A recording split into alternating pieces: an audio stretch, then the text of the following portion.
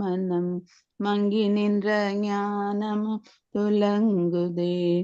பங்கைய திருமங்கையர்க்கொரு பங்கையிற்றலில் கயிற்றகு மான சந்தன தன விளங்குதே. மனம் மங்கி நின்ற ஞானம் துலங்குதே. நீலவானம் போலிலங்கி நெற்றியிடை சந்தனத்தின் மூர்த்தியாய் திலகம் ஒளி வீசுதே. கண்ட நெஞ்சமோடு அந்தரங்கம் பேசுதே. சந்தன பிழை புறத்து சாயலிற்ற தன்மை ஒத்து தக்க நின்ற ஓரச்சாய கொண்டையும் தாவி தாவி துள்ளும் விழி கெண்டையும். சந்தன பிழை புறத்து சாயலிற்ற தன்மை ஒத்து தக்க நின்ற ஓரச்சாய கொண்டையும் தாவி தாவி துள்ளும் விழி கெண்டையும். தந்தனத்தன தந்தனத்தன தந்தனத்தன தந்தன தந்தனத்தன தந்தனத்தன தனத்தன தனத்தன தானமிவத பாத தண்டையும் கண்டு தாறுமாறாய் போற்று சண்டையும். தந்தனத்தன தந்தனத்தன தந்தனத்தன தந்தனத்தன தந்தனத்தன தந்தனத்தன தனத்தன தந்தனத்தன தானமிவதான பாத தண்டையும் கண்டு தாறுமாறாய் போச்சு மாய சண்டையும். நீலவானம் போலிலங்கி நெற்றியிடை சந்தனத்தின் நேர்த்தியாய் திலகம் ஒளி வீசுதே. கண்ட நெஞ்சமோடு அந்தரங்கம் பேசுதே. நேசமாய் ஒரு வாசமா மலராசை பிரகாசமாகவும் நின்று நின்று காண ஆசை ஆகுதே. இந்த நேரம் கூட ஒளி போல தோணுதே. நீலவானம் போலிலங்கி நெற்றியிடை சந்தனத்தின் நேர்த்தியாய் திலகம் ஒளி வீசுதே. கண்ட நெஞ்சமோடு அந்தரங்கம் பேசுதே. நெஞ்சமோடு அந்தரங்கம் பேசுதே. ஹரே கிருஷ்ண பிரபுஜி. ஹரே கிருஷ்ண மாதாஜி, அழகா பண்ணு. ஹரே கிருஷ்ணா. ஹரே கிருஷ்ணா. ஹரே கிருஷ்ணா. தேங்க்யூ பிரபுஜி. ஹரே கிருஷ்ணா. தேங்க்ஸ் சொல்லாதீங்க, எல்லாம் பகவானுக்கு. ஹரே கிருஷ்ணா. ஒரு சின்ன மங்களாச்சாரம் பண்ணிடலாம். ஓம் நமோ பகவதே வாசுதேவாய. ஓம் நமோ பகவதே வாசுதேவாய. ஓம் நமோ பகவதே வாசுதேவாய. ஓம் அஞ்ஞானதிமிராந்தஸ்ய ஞானாஞ்சனயே சலாகயே சக்ஷும்ரும் மிலமேன தஸ்வேஷே குருவே நமக. ஸ்ரீ சைதன்ய மனோபேசினுஹாவினம் என பூதலே ஸ்வயம் ரூபகதாமாயம் ததா சிவபாதிகம் ஏ கிருஷ்ணா கருண சிந்தே தீனபந்தே ஜகத்பதே கோபிகாஞ்சன கௌராங்கி ராதே விருந்தானேஸ்வரி சுதேவி பிரியமானி ஹரி பிரியே பஞ்சகல்பத்தராய கிருபதி जय श्री कृष्णा चैतन्य प्रभु नित्यानंद श्री अद्वैत गदाधर शिवासादि गौर भक्त वृंद. हरे कृष्णा कृष्ण कृष्ण हरे हरे हरे राम राम राम हरे हरे. हरे कृष्ण कृष्ण कृष्ण हरे हरे हरे राम राम राम हरे हरे. हरे कृष्ण कृष्ण कृष्ण हरे हरे हरे राम राम राम हरे हरे. कृष्ण कृष्ण कृष्ण हरे हरे हरे राम राम राम हरे हरे. ओम हरे कृष्णा. வந்தவருக்கு எல்லாருக்கும் நமஸ்காரம். ஹரே கிருஷ்ணா. இன்னைக்கு நாம பார்க்க போற அத்தியாயம் 4வது அத்தியாயம், ஞான யோகம். அதுன்னு அறிவின் யோகம் சொல்லப்படுது. அதாவது நமக்கு வந்து பாத்தீங்கன்னா ஒரு அத்தியாயத்துல பகவான் ரொம்ப அழகா சிறப்பா நம்ம 2வது அத்தியாயத்துல நம்ம கொடுத்துட்டு இருக்கார். முதல் அத்தியாயத்துல அர்ஜுனோட மனக்கவலைகள் பார்த்தோம் கர்மயோகம் மூலியமாக. அதுக்குள்ள விரிவான விளக்கம் வந்து 2வது அத்தியாயத்துல கொடுத்தார். அது எப்படி செயல்படணும், நம்ம என்ன மாதிரி செயல்படணும் வந்து கர்மயோகத்துல பகவான் கொடுத்தார். நேற்று உள்ளது செயல்பட்டா மட்டும் போதுமா, எப்படி செயல்படணும், அந்த செயலுக்கான அந்த ஞானம் வேணும் இல்லைங்களா? அந்த உன்னத ஞானத்தை இதுல கொடுக்கிறார். அறிவின் யோகத்தை, இந்த விஞ்ஞானத்தை நமக்கு இந்த அத்தியாயத்துல நம்ம கொடுக்கிறார். நாளைக்கு பாத்தீங்கன்னா பக்தியை கலந்த ஞானத்தை கொடுக்கிறார். 6வது அத்தியாயம் அஷ்டாங்க யோகம். சோ இந்த 6 அத்தியாயமே கர்ம யோகத்துல முக்கியமானது. 1ல இருந்து 6வது அத்தியாயம் வரைக்கும் கர்ம யோகம். நம்ம எப்படி எல்லாம் செயல்படணும் அப்படின்றதும் பக்தி கலந்து ஞானத்தை கலந்து எப்படி நம்ம செய்யணும்ன்றதுதான் இந்த அத்தியாயத்துல சிறப்பு. இந்த அண்ட சராசரங்கள் எப்ப படைக்கப்பட்டது, தேவர்கள்லாம் எப்ப பிறக்கப்பட்டாங்க அப்படின்றதையும் இந்த அத்தியாயத்துல பகவான் ரொம்ப அழகா நம்ம கொடுக்கிறார். ஹரே கிருஷ்ணா. தொடங்குவோமா? அதற்கு முன்னாடி இந்த நிகழ்ச்சி ஏற்பாடு பண்ணி கொடுத்த ஸ்ரீ ராதா கோவிந்தா இஸ்கான் மேங்களூருக்கு நம்ம அனைவர் சார்பாகவும் சின்ன பிரார்த்தனை. ஜெய் ஸ்ரீ கிருஷ்ணா சைத்தன்யா பிரபு நித்யானந்த ஸ்ரீ அத்வைச கதாதார சிவாசாதி கௌர பக்த விருந்துக்கு ஜெய். ஹரே கிருஷ்ணா கிருஷ்ண கிருஷ்ண ஹரே ஹரே, ஹரே ராம ராம ராம ஹரே ஹரே. இது பகவானுடைய விக்கிரகம், நம்ம கோயிலோட விக்கிரகம் இது. ஹரே கிருஷ்ணா. சரி, இப்ப நாம வந்து மூணாவது அத்தியாயத்தோட ஒரு சின்ன தொடக்கத்தை பார்ப்போம். அங்க என்னென்ன பார்த்தோம்ன்றதை நேற்று பார்த்தோம் இல்லைங்களா, அதோட சின்ன விளக்கம் நம்ம அதை பார்த்து நம்ம தெரிஞ்சுக்கிட்டு நம்ம இந்த அத்தியாயத்தோட தொடர்ச்சி நம்ம இதுல இருந்து அப்படியே ஃபாலோ பண்ண வைக்கலாம். சரி, துறவு பத்தி 1ல இருந்து 9வது பதம் வரும். முதல்ல அர்ஜுனர் 2 கேள்வி கேட்கிறார், ரெண்டு பதத்துல கேட்டார். அது 3வது பதத்துல இருந்து 9வது பதம் வரைக்கும் பகவான் வந்து ரொம்ப அழகா சொல்றாரு. என்னப்ப சொல்றாரு பாருங்க. உண்மையான துறவுனா என்ன அப்படின்னு சொல்றாரு. உடைமை உணர்வுல இருந்து விடுபட்டு இருத்தல். 2வது பாருங்க, அனுபவிக்கும் இயற்கையிலிருந்து விடுபட்டு இருத்தல். அதே மாதிரி ஆனா செயலை நிறுத்துவதல்ல. இந்த 3 சாராம்சம் மூலியமாக நாமும் பார்த்தோம். அது நிஷ்காம கர்ம யோகத்திலையும் ஞான யோகத்திலும் நம்ம அதை தெரிஞ்சுக்கிட்டோம். கற்பனை பத்தி நம்ம ரொம்ப அழகா விரிவா படிச்சோம். அதே மாதிரி உண்மையும் பொய்யும் நம்ம எப்படிப்பட்ட உண்மை, எது உண்மை அப்படின்னு நம்ம தெரிஞ்சுக்கிட்டோம். உண்மைனா என்னது? ஆத்மாதான் நமக்கு உண்மை. இந்த உடல் வந்து பொய், இது வந்து மாய, இது அழியக்கூடிய உடல். இந்த உடலுக்காக நாம நிறைய சிரமங்கள் படுறோம், நிறைய பிரச்சனைகள் பார்க்கிறோம். ஆனா இந்த களம் நம்ம கொடுத்துருக்கிறார். இந்த களம், உடல் என்ற களத்தை, சரீரத்தை நம்ம கொடுத்துருக்கிறார் பகவான். ஆனா இந்த சரீரத்தை பேணி காக்கணும்னு நம்ம நினைக்கும் போது பாத்தீங்கன்னா நம்ம பந்தப்படுறோம். இது ஆட்டோமேட்டிக்கா அதுக்கு என்ன ரெகுலரா என்ன சாப்பிடணும், என்ன தூங்கணும், என்ன மாதிரி பண்ணணும்ன்றது வேதங்கள் மூலியமா நம்ம ஃபாலோ பண்ணும்போது இந்த உடல் நாம பெருசா நம்ம எடுத்துக்கவே மாட்டோம். ஆனா இந்த உடல் நமக்கு முக்கியம்தான். ஆனா அதே முக்கியத்துல வந்து பற்றற்ற தன்மையை நம்ம செயல்படணும். அதுதான் உண்மையும் பொய்யுன்ற மூலியமா நம்ம அதை நேற்று நம்ம படிச்சோம். அதே மாதிரி பாத்தீங்கன்னா பற்றின்மை வளர்த்து கொள்ளும் உண்மையான வழி என்ன? பகவான் கிருஷ்ணரை நாம வழிபாடு பண்ணணும். பகவான் உணர்வோடு எந்த செயலும் பண்ணணும்ன்றத நாமும் அது நிஷ்காம கர்ம யோகத்துல நம்ம படிச்சோம் இல்லைங்களா? 10ல இருந்து 16வது பதம் என்ன சொல்றது? செயல்களின் நிலைகள், அதாவது யோகங்களின் நிலையை சொல்லப்படுது. கர்ம காண்டத்துல கர்ம யோகத்துல நம்ம செய்யப்படும். நம்முடைய வர்ணாச தர்மத்து மூலியமாக நம்ம எப்படி செயல்படணும், வாழ்வதற்கான 2 தேர்வுகள் என்ன? பாவம் இல்லை. இந்த 2 சிறப்பு அம்சத்தை நம்ம பார்த்தோம். அதே மாதிரி பௌதிக மக்கள்னா யாரு? கருமிகள். நாம எல்லாமே கருமிகள் தான், நாம எல்லாம் பௌதிக மக்கள் தான். ஏன்னா பணத்துக்காக நாம ஓடிக்கிட்டே இருக்கிறோம். அது உண்மைதானே? நம்ம வாழ்வாதாரம் அதுதானே. நம்ம வாழ்வாதாரத்துக்கு பணம் தேவை இல்லைங்களா? அப்ப நம்ம கருமிகள் தான். அப்ப கர்ம யோகி ஆகணும்னா பற்றற்ற தன்மையா நம்ம செயல்படும். நமக்கு பணம் தேவை, அதே நம்ம அதிகமா செலவு செய்யும் போது, அதிகமா நம்ம தேடும் போது பாத்தீங்கன்னா அப்போ ரசோகுணத்துல போயிடும் இல்லைங்களா? முக்குணங்கள்ல போயிடும். அதே நம்ம கர்ம யோகியா போனோம்னா அதே குடும்பத்தோட அதே பணத்தோட நம்ம பற்றற்ற தன்மையை நம்ம செய்யும் போது கர்ம யோகியா போறோம் இல்லைங்களா? அதை பத்தி நம்ம அழகா படிச்சோம். அது வந்து நிஷ்காம கர்ம யோகத்திலும் சகாம கர்ம யோகத்திலும் நாம செயல்படணும் அப்படின்றத படிச்சோம். அதுபடி ஈடு இணையற்ற வாழ்க்கை முறை, அதாவது எடுத்துக்காட்டு, வழிநாடு எடுத்துக்காட்டு 17ல இருந்து 35வது பதம்.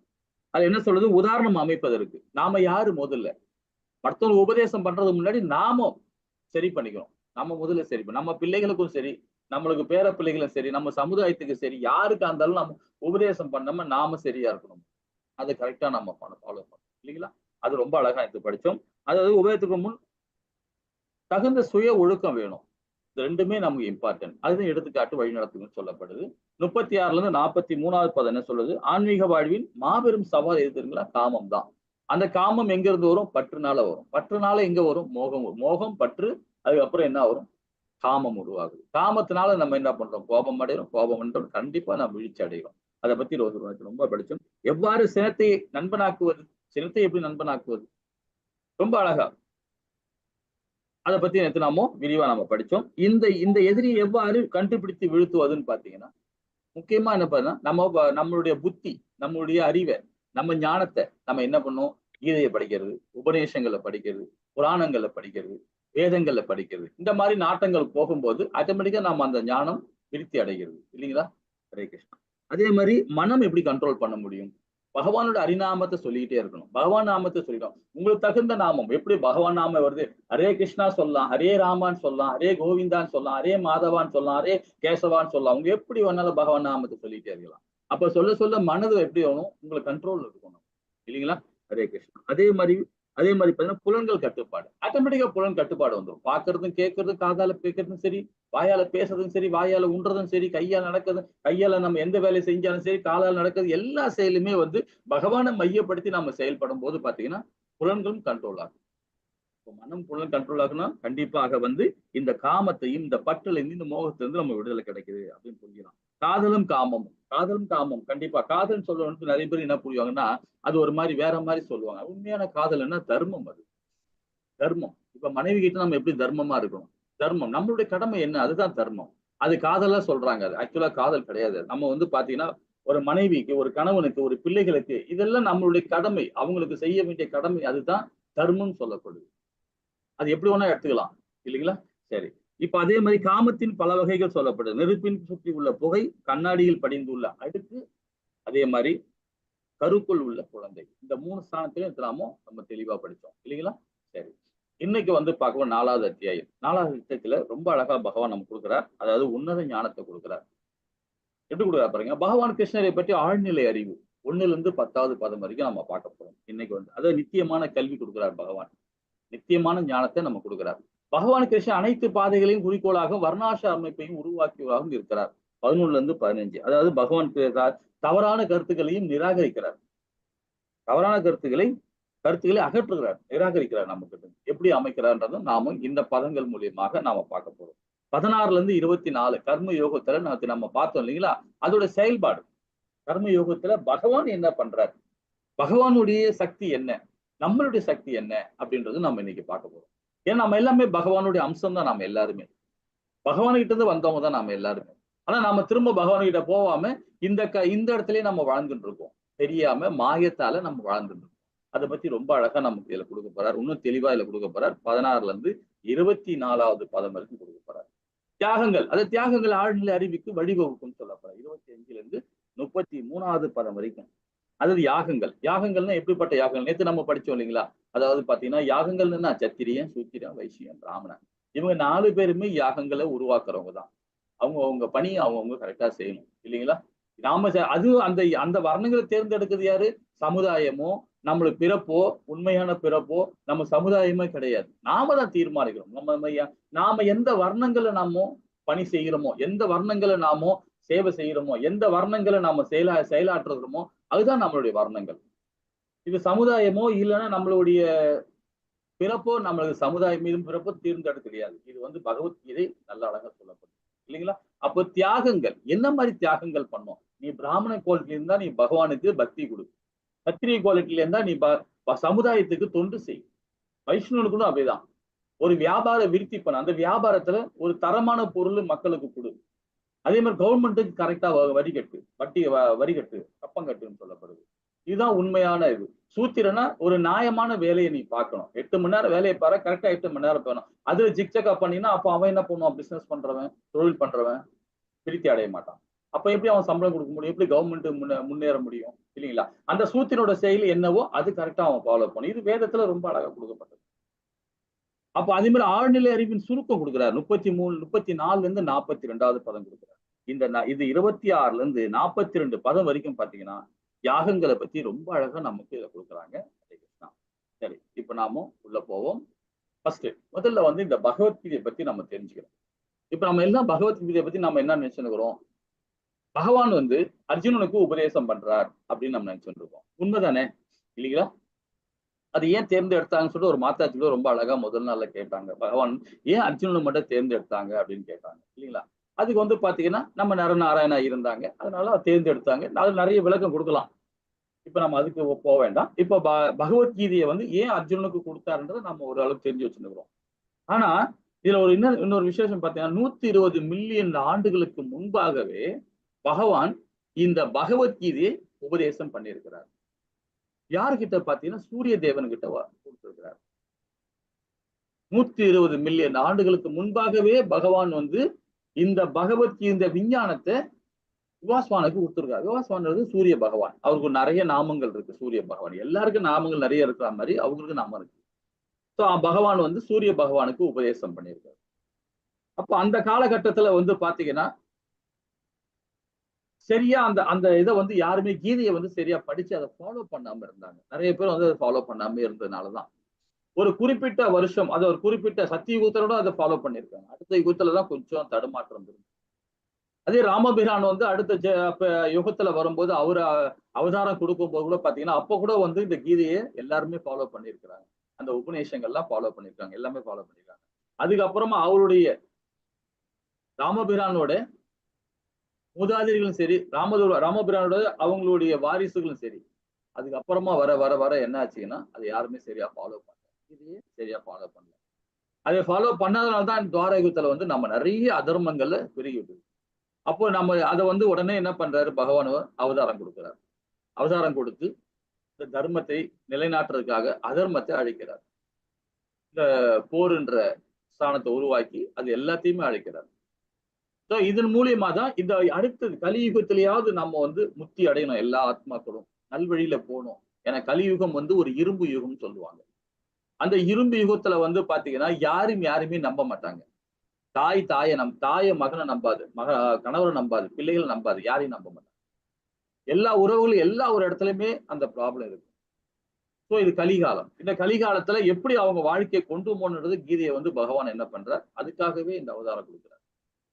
சத்தியுகத்துல வந்து பாத்தீங்கன்னா எல்லாருமே வந்து பல வருஷங்கள் வாழ்வாங்க. 15,000 வருஷம், 1,00,000 ஆண்டுகள் அப்படிலாம் வாழ்வாங்க. கசிப முனிவர் பாத்தீங்கன்னா ஒரு வனவாசம் போய் காட்டுல போயிட்டு தவம் இருக்க போனாருன்னா 10,000 வருஷம் தவம் வருவார். இன்னும் தூங்கிட்டு வர மாதிரி வருவார். 10 வருஷத்துக்கு 10,000 வருஷம் வரைக்கும் போவார். அதே மாதிரி அவன் அந்த சத்தியுகத்துல வந்து ஒரு ஹாலோட ஹைட் எல்லாம் பாத்தீங்கன்னா 15 அடி 20 அடி ஹைட் இருப்பாங்க. அந்த அளவுக்கு ஹைட் இருப்பாங்க. எல்லாருக்கும் நல்ல திடகாத்திரமா இருப்பாங்க சத்தியுகத்துல. அதே அடுத்த யுகத்துல பாருங்க அப்படியே புரியும். சோ அது வந்து பொற்காலம் சொல்லுவாங்க. நாம இப்ப இருக்கிறது வந்து இரும்பு யுகம், இரும்பு காலம் சொல்லப்படுது. சோ அப்ப நமக்கு வந்து பாத்தீங்கன்னா அதுதான் பகவான் சைத்தன்யர் நமக்கு போன அத்தியாயத்துல படிச்சோம். 13வது அத்தியாயத்துல கர்ம யோகத்துல பகவான் சைத்தன்யர் என்ன பண்றார், இதெல்லாம் பெருசா நீங்க கோவில் கட்டுறதோ, கோவில பெருசா போய் நீங்க போய் பணிவிட பண்றதோ இதெல்லாம் வேண்டாம். கோவிலுக்கு வாங்க, எனக்கு பணிவிட பண்ணிட்டு நீங்க பாட்டு போயிடுங்க. போயிட்டு வீட்டுல உட்காந்துக்கிட்டு வீடை கோவிலாக்குங்க. வீடை கோவிலாக்கி நான் உனக்குள்ளேயே இருக்கிறேன், உன் மனைவிக்குள்ளேயே இருக்கேன், உன் கணவருக்குள்ளேயே இருக்கேன், பிள்ளைகளுக்குள்ளேயே இருக்கேன். என்ன பிள்ளையா பார்க்காத, என்ன பகவானா பாரு, என்ன பாரு, மனைவியும் கணவனையும் எல்லாரும் என்னையா பாருன்ற. அவங்களுக்கு செய்யற தொண்டை செய், அந்த தொண்டை செஞ்சாவே போதும் எனக்கு செய்யற தொண்டுன்றார். அது ரொம்ப அழகா சொல்றாரு. என்ன சொல்றாரு, பிள்ளைகளுக்கு செய்யற தொண்டு பகவானுக்கு செய்யற தொண்டான், மனைவிக்கு செய்யற தொண்டு பகவானுக்கு செய்யற தொண்டான், கணவனுக்கு செய்யற தொண்டு பகவானுக்கு செய்யற தொண்டான், சமுதாயத்துக்கு செய்யற தொண்டு பகவானுக்கு செய்யற தொண்டு. அப்ப எல்லாருமே நம்ம பகவானா நம்ம நினைச்சு செய்யும் போது பாத்தீங்கன்னா அப்ப எங்க அந்த எல்லா இடத்துலயுமே வந்து பாத்தீங்கன்னா எல்லா ஹாப்பினஸா இருப்பாங்க. விரோதி கூட நம்ம எப்படி பார்ப்போம், பகவானா தான் பார்ப்போம் இல்லைங்களா. நம்ம ஏதோ கர்மம் பண்ணிருக்கோம், ஏதோ தவறான பாவ கர்மா பண்ணிருக்கோம், அதனாலதான் அவன் விரோதியா இருக்கிறான். அந்த விரோதியை நண்பனாக்க முடியும் பகவானோட அருளால. பகவானை மையப்படுத்தும் போது அந்த அருளால அவனையும் நம்ம வந்து நண்பனாக்க முடியும். இந்த கீதையை அதுதான் நமக்கு உபதேசம் பண்ணியிருக்கார். சரி, இப்ப இனி உள்ள ஒரு விஷயமா நம்ம உள்ள போலாம். ஹரே கிருஷ்ணா. இப்ப பாத்தீங்கன்னா இந்த கீதையோட பகவான் ஏன் இந்த பிரபஞ்சத்தை படைச்சார், படைக்கிறதுக்கான காரணம் என்ன, எப்போ இந்த இந்த அண்ட சராசரங்களை பகவான் படைச்சார் அப்படின்றதும் ஒரு ஸ்லோகம் மூலியமா நம்ம பார்ப்போம். ஏன் அவதாரம் லட்ச அவதாரம் பகவான் கொடுக்கிறார் அப்படின்றத பார்ப்போம். முதல் பதம் என்ன சொல்றாரு பார்ப்போமா. ஹரே கிருஷ்ணா மாதாஜி. हरे कृष्ण। ओम श्री परमात्मने नमः। श्री भगवान् उवाच इमं विवस्वते योगं प्रोक्तवान् अहम् अव्ययं विवस्वान् मनवे प्राह मनोरिक्ष्वाकवे ब्रवीत्। हरे कृष्ण। ஹரே கிருஷ்ணா. இந்த முதல் பதத்துல பகவான் ரொம்ப அழகா சொல்றாரு பாருங்க. புருஷோத்தரமான முழுமுழு கடவுள் கிருஷ்ணன் கூறினார், அழிவற்ற இந்த யோக விஞ்ஞானத்தை நான் சூரிய தேவனான விவாஸ்வானுக்கு உபதேசித்தேன். விவாஸ்வான் மனிதகுல தந்தையான மனுவுக்கும் மனு இசுவாக் மன்னனுக்கும் இதனை முறையாக உபதேசித்தார். இப்ப நாம வந்து சூரிய பகவானுக்கு இந்த வேதங்களை கொடுத்திருக்கிறார் பகவான். அதுக்கப்புறமா வந்து அவங்களுடைய அடுத்த ஜெனரேஷன் மனுக்கள். மனுக்களோட அவங்களுடைய ஜெனரேஷன் அதுக்கு அடுத்த வந்து இசுவாகு. இசுவாகுன்னு சொல்லப்படுது யாருன்னா ராமபிரானோட மூதாதியர்கள் அவர்கள் அப்படின்னு சொல்லப்படுது. சரி, இன்னும் கொஞ்சம் டீப்பா பார்க்கலாம். உங்களுக்கு டீப்பானா கொஞ்சம் விவரமா தெரிஞ்சுக்கலாம். இப்ப 3 விதமான விஷ்ணுக்கள் முதல்ல அந்த சராசரங்களை உருவாக்குறாங்க. பகவான் கிருஷ்ணர் என்ன பண்றார்? முதல் விஷ்ணு உருவாகிறார். அவர் யாருன்னு பாத்தீங்கன்னா கார்போக உதய சாய் விஷ்ணு. ஏன்னா அவர் காரண கடல்ல தனிமையில இருப்பார். அவங்க கூட யாருமே இருக்க மாட்டாங்க. பிரம்மா இருக்க மாட்டாங்க, நம்முடைய கனகவலி தாயா இருக்க மாட்டாங்க, யாருமே இருக்க மாட்டாங்க. அவர் பகவான் தனிமையில படுத்துட்டு இருப்பார். எங்க கடல், அந்த ஒரு காரண கடல்ல படுத்துட்டு இருப்பார். அங்க இருந்துட்டு அந்த சராசரங்களை உருவாக்குறார். எப்படி பாருங்க, அவருடைய ரோமங்கள்ல இருந்து, உடல் உள்ள ரோமங்கள், அவருடைய வேர்வை, அந்த ரோமங்கள்ல இருந்து எது வரும்? ஒரு அழகான ஒரு வேர்வை துளிகள் ஒண்ணு ஒண்ணா வரும். அந்த ஒரு துளிகள் தான் ஒரு அண்டங்களாக சொல்லப்படுது. அது மாதிரி அவர் உடம்புல இருந்து வர ஒரு துளிகளும், வேர்வை துளிகளும் ஒரு அண்டமாக உருவாக்கப்படும் போது பல அண்டங்கள், 1000 லட்சம் கோடிக்கணக்கான அண்டங்கள் உருவாக்கப்படுறாங்க. அதுல ஒரு அண்டம் தான் நம்மளுடைய பூலோகம். பூலோகம் மட்டும் கிடையாது, நம்மளுடைய 14 லோகங்களும் சேர்த்துதான். 14 லோகம் சேர்ந்தா ஒரு அண்டம்.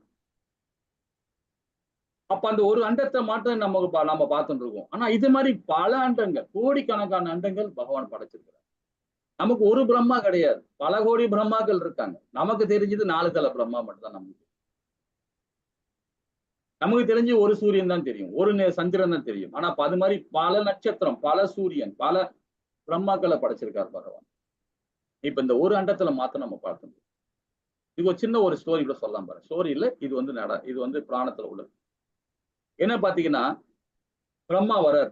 பிரம்மா பகவானை தரிசிக்கணும் வரார். அப்ப தரிசிக்கணும் வரும்போது, அப்ப பார்கடல்ல பகவான் பள்ளி கொண்டு இருக்கார். அதானே இருக்காரு. சரி, உள்ள போய் பார்க்கலாம் அப்படின்னு சொல்லிட்டு போறாரு. அப்ப துவாரபாலகர் விடமாட்டேன்றாங்க பகவானை, உள்ள விட மாட்டாங்க. என்னப்பா உள்ள விட மாட்டீங்களாப்பா? பகவானை தரிசிக்க வந்துடும்பா. இல்லப்பா, அங்க வந்து ஒரு மீட்டிங் நடந்துட்டு இருக்கு, ஆலோசனை பண்ணிட்டு இருக்காங்க, நிறைய பேர் வந்திருக்கிறாங்க, இப்ப இன்னும் விட விட முடியாதுன்னு. அவர் பார்கடல்ல பள்ளி கொண்டிருக்காங்க, நான் வந்தேன் அப்படின்னு. இல்லைங்க, அவர் உள்ள யாரும் உள்ள போகக்கூடாது. அப்போ உடனே நம்ம பிரம்மா வந்து கோவப்படுறாரு. என்னப்பா நீங்க பார்க்க வந்திருக்க, நீங்க உள்ள விட மாட்டீங்களா? போய் சொல்லு, உள்ள பகவான்கிட்ட போய் சொல்லுங்க அப்படின்றாரு. உடனே துவாரபாலகர் உள்ள போறாங்க. உள்ள போய் பகவான் கிட்ட கேட்கிறாங்க, ஐயா இந்த மாதிரி வந்திருக்கிறாங்க 4 தலை பிரம்மா வந்திருக்காரான்னு. உடனே பகவான் கேட்கிறாரு, எந்த பிரம்மா வந்திருக்காரு அப்படின்னா, 4 தலை பிரம்மா வந்திருக்காரு அப்படின்னு.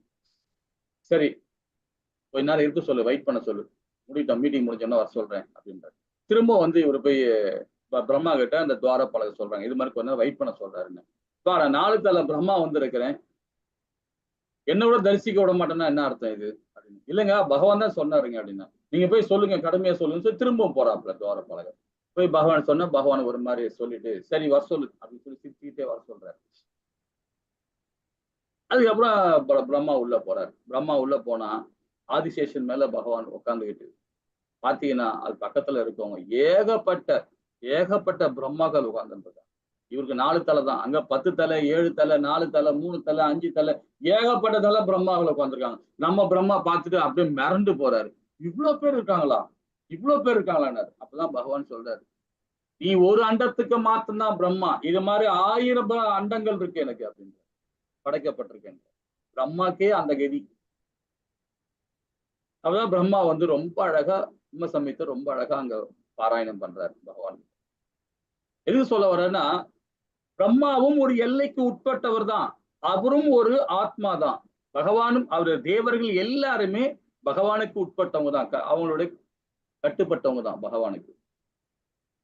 அப்போ பிரம்மா எப்போ பிறந்தாருன்றதையும் நாம இந்த அத்தியாயத்தில் நம்ம பார்ப்போம். இப்போ சூரிய பகவானுக்கு உபதேசம் பண்ணிட்டார் இல்லைங்களா? பண்ணியிருக்கிறார். பல கோடி ஆண்டுகளுக்கு முன்பாக, 120 மில்லியன் ஆண்டுகளுக்கு முன்பாகவே படைக்கப்பட்டிருக்கிறது. இது வந்து வியாசர் ரொம்ப அழகா நமக்கு வேதங்கள் மூலம். அப்போ இந்த காரண கடல்ல இருக்கிற விஷ்ணு வந்து அண்டத்தை உருவாக்குறார். அப்போ ஒரு அண்டத்துக்குள்ளேயும் கார்போக உதய சாய் விஷ்ணு இருக்கிறார். அங்க காரணகடல்ல தனிமையில இருக்கிறார். ஒரு அண்டத்துக்குள்ளேயும் கார்போக உதய சாய் விஷ்ணு இருக்கிறார். அவர் காரண விஷ்ணுவா இருக்கார், இவர் கார்போக உதய விஷ்ணுவா இருக்கார். இந்த விஷ்ணு என்ன பாத்தீங்கன்னா, ஆதிசேஷன் மேல பள்ளி கொண்டிருப்பார், பலராம ஐயா மேல பள்ளி கொண்டிருப்பார், லக்ஷ்மணா மேல பள்ளி கொண்டிருப்பார், இவங்க 3 பேருமே ஆதிசேஷன் தான். அவர் மேல பள்ளி கொண்டிருக்கிறார் பகவான். அந்த இடத்துல தாயார் கனகவல்லி தாயார் காலாண்டு இருப்பாங்க. அவருடைய வயிற்று பாகத்துல இருந்து ஒரு கொடி போகும், தாமரை கொடி போகும், தாமரை வேர். அந்த வேறு மேல தாமரை மேல இருக்கும். அந்த மேலதான் இவர் இருக்கார், பிரம்மா இருப்பார். பிரம்மாவை படைக்கிறார். முதல்ல பகவான் வந்து தன்னுடைய நாசிலிருந்து பகவானை படைக்கிறார். பிரம்மாவை யார் படைக்கிறார்? கார்போக உதய சாய் விஷ்ணு படைக்கிறார். இரண்டாவது விஷ்ணு படைக்கிறார். அப்போ பிரம்மா என்ன பண்றார்? அவருடைய ஃபர்ஸ்ட் படைக்கும் தொழில அவர்கிட்ட படிக்கிறார். அப்ப அவரு என்ன பண்றாருன்னா முதல்ல 7, அதாவது 4 சனத்குமார்களை முதல்ல படைக்கிறார். 4 சனத்குமார் அவருடைய பிள்ளைகள் குட்டி குட்டியா ஒரே மாதிரி சின்ன பிள்ளையாவே இருப்பாங்க. அவங்க 4 சனத்குமார்களை படைக்கிறார். அதுக்கப்புறம் பாத்தீங்கன்னா 7 பிரஜாபதிகளை படைக்கிறார். பெருமுனிகள் சொல்லுவாங்க. 7 பெருமுனிகள். இதெல்லாம் லெவல் 2ல வாங்க, ரொம்ப அழகா விரிவா படிக்கலாம். இதெல்லாம் ரொம்ப அழகா விரிவா, இப்ப நம்ம டைம் இல்லை, அதனால ஷார்ட்டா படிக்கிறோம். 7 பெருமுனிகளை படைக்கிறார். அப்புறம் 14 மனுக்களை படைக்கிறார். யார் படைக்கிறார்? பிரம்மா படைக்கிறார். 14 மனுக்கள்.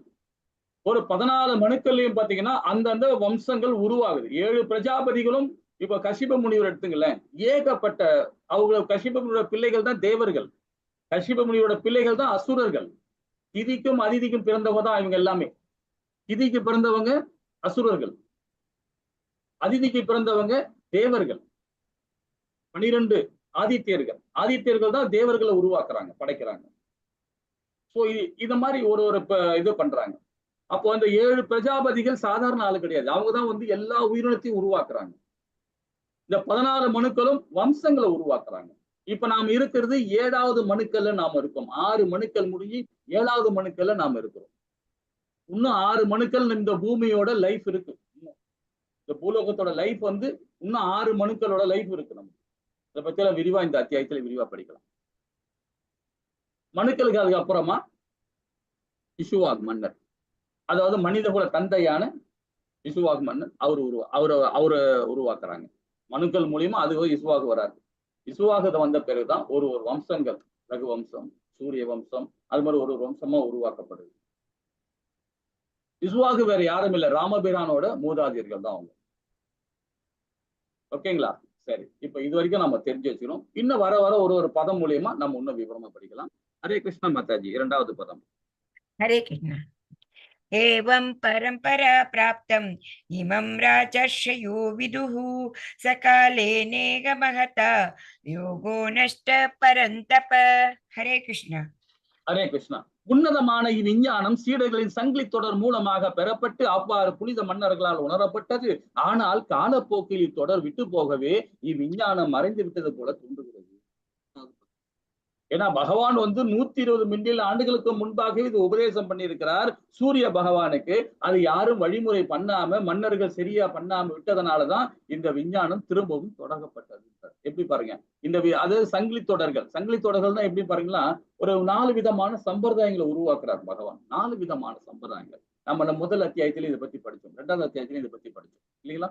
4 விதமான சம்பிரதாயங்கள். ஸ்ரீ சம்பிரதாயம், அதாவது நம்ம இங்க உள்ளது, நம்ம சவுத் இந்தியாவில் உள்ளது ஸ்ரீ சம்பிரதாயம். ராமானுஜர் லக்ஷ்மி சம்பிரதாயம் சொல்லப்படுது.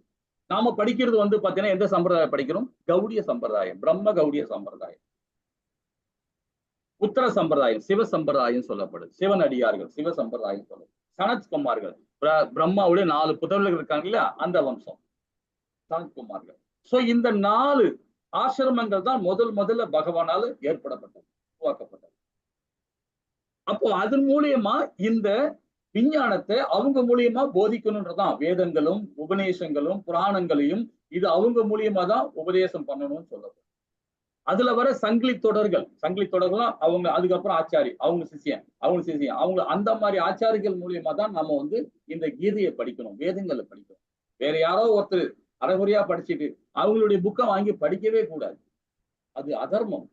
அதர்மம்னா நம்மளுடைய புத்தி செயலை எழுந்துரும். ஒரு யாராவது ஒருத்தர் எழுதியிருக்காருன்னா அந்த புக்கை வாங்கி நம்ம படிக்கவே கூடாது. ஆச்சாரிகள் எழுதுற புக்குகளை படிக்கணும். ஆச்சாரிகள் என்ன சொல்றாங்களோ அதுதான் நம்ம செயல்படும். இந்த 4 ஆச்சாரிகள் என்ன சொல்றாங்களோ அதுதான் நம்ம ஃபாலோ பண்ணணும். இப்ப பாத்தீங்கன்னா நிறைய பேர், நான் தப்பா நினைக்க சொல்ல வேண்டாம், மகாத்மா காந்தி கூட இந்த மாதிரி இது அதுக்கு பொருள் உரை கொடுத்திருக்கிறார். கவிஞர் கண்ணதாசன் கொடுத்திருக்கிறார். இது மாதிரி நிறைய பேர் அரசியல்வாதிங்க, சினிமா ஃபீல்ட்ல உள்ளவங்க, ஏகப்பட்ட பேர் அவங்க இஷ்டத்துக்கு எழுதியிருப்பாங்க. ஏன்னா அவங்களுக்கு அந்த ஞானம் தான் இருக்கும். அந்த ஞானத்தை தகுந்த மாதிரி தான் அவங்க உணர்ந்து அவங்க எழுதுவாங்க. ஆனா சங்கிலி தொடர் உள்ள ஆச்சாரிகள் பாருங்க, பகவானுடைய அருள் இருக்கும், அவங்களுக்கு டைரக்டா பகவானுடைய அருள் இருக்கும். அவங்களோட ஆச்சாரிகள் சொல்றதை அப்படியே அவங்க ஃபாலோ பண்ணிட்டே வருவாங்க. ஸோ அந்த 4 ஆச்சாரிகளோட செயல்பாடு மட்டும்தான் நாமும் அதை ஃபாலோ பண்ணும். அதை ஃபாலோ பண்ணாம போனதால்தான் அதர்மம் அதிகமாகப்பட்டது. அதுதான் பகவான் இந்த பதத்தில் நமக்கு விரிவா கொடுக்குறாரு இல்லைங்களா? இதுதான் இந்த 4 உள்ள ஆச்சாரிகள், 4 உள்ள ஆசிரமங்கள் சொல்லப்படுது. பிரம்மகௌடிய சம்பிரதாயம், லக்ஷ்மி சம்பிரதாயம், சிவ சம்பிரதாயம், சனத்குமார் சம்பிரதாயம், ராமானுஜர், மத்துவாச்சாரி, விஷ்ணு சுவாமி, இவங்க 4 பேருமே நம்மளுடைய ஆச்சாரிகள். இப்ப நம்ம பிரம்ம கௌடிய சம்பிரதாயத்துல பாருங்க, பகவான் என்ன பண்றார், பிரம்மா கிட்ட இந்த வேதங்களை கொடுக்கிறார். இந்த வேதங்களை அவரு பிரம்மா என்ன பண்றார், நாரத முனி கிட்ட கொடுக்கிறார். நாரத முனி என்ன பண்றார், யாத வியாசருக்கு கொடுக்கிறார், உபதேசம் பண்றார். யாத வியாசர் மத்துவாச்சாரிக்கு கொடுக்கிறார். மத்துவாச்சாரியில இருந்து அப்படியே 32வது ஆச்சாரியரை நம்ம சீல பிரபுபாதா நமக்கு வரார். ஸோ அவர் மூலியமா இது சங்கிலி தொடர். இந்த சங்கிலி தொடர் தான் நம்ம ஃபாலோ பண்ணுவோம்.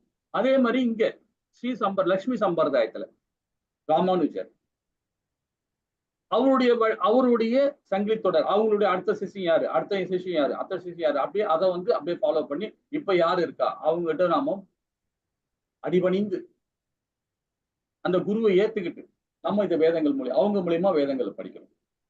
அதுதான் உத்தமம். அவங்க கிட்ட நாம தீட்சை வாங்கணும். அவங்க கிட்ட தீட்சை வாங்கி சங்கு சக்கரம் கையில குத்திக்கிட்டு 12 நாமங்களை உடம்பு ஃபுல்லா நாமங்களை வச்சுக்கிட்டு ஹரிநாமத்தை சொல்லி பாருங்க.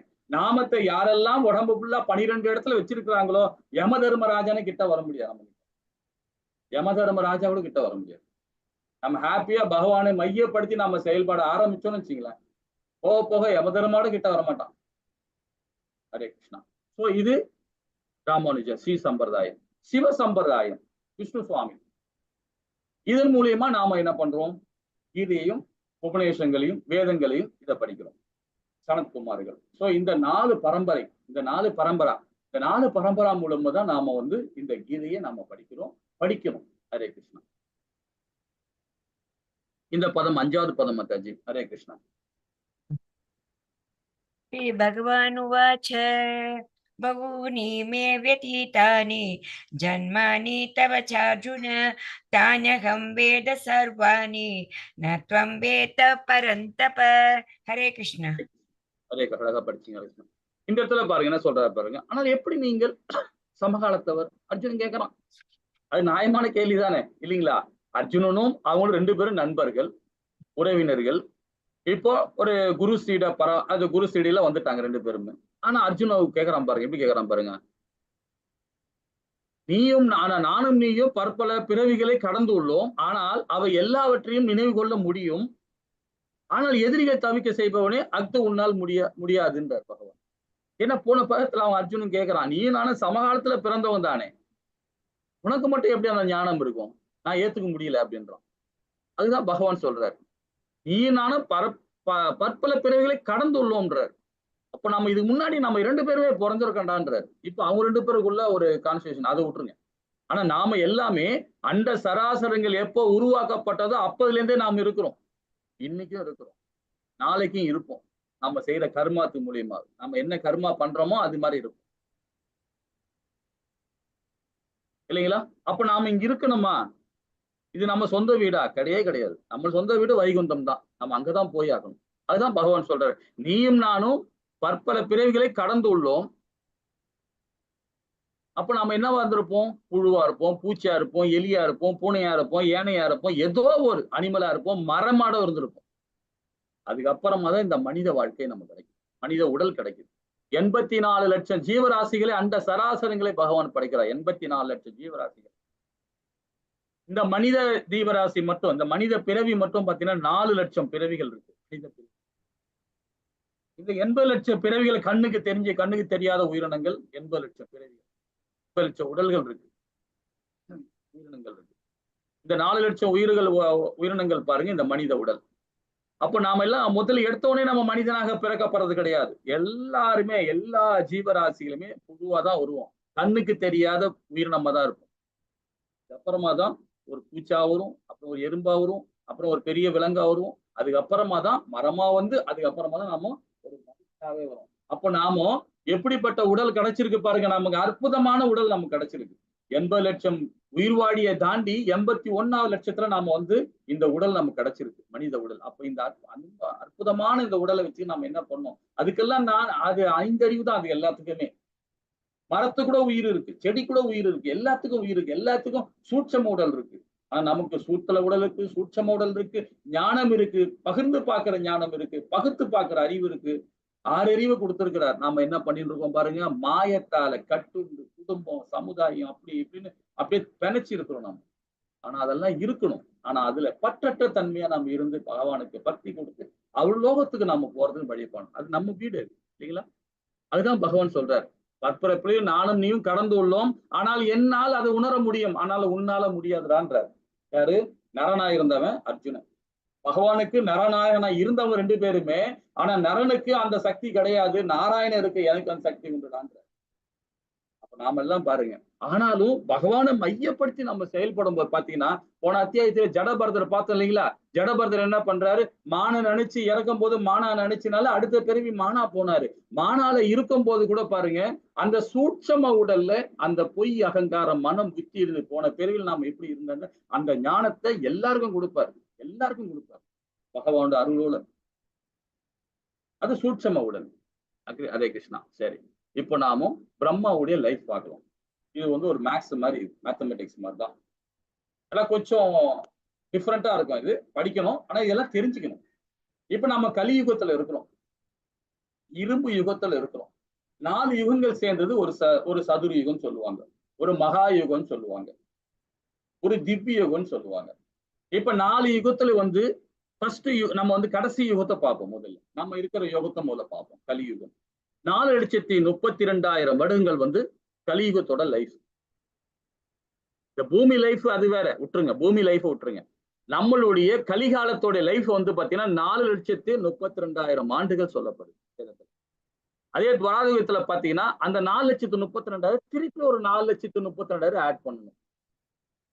அப்படியே டபுள் ஆக்குங்க. டபுள் ஆக்குனீங்கன்னா 8,64,000 வருடங்கள் வந்து துவாரபாக யுகத்துல வருது.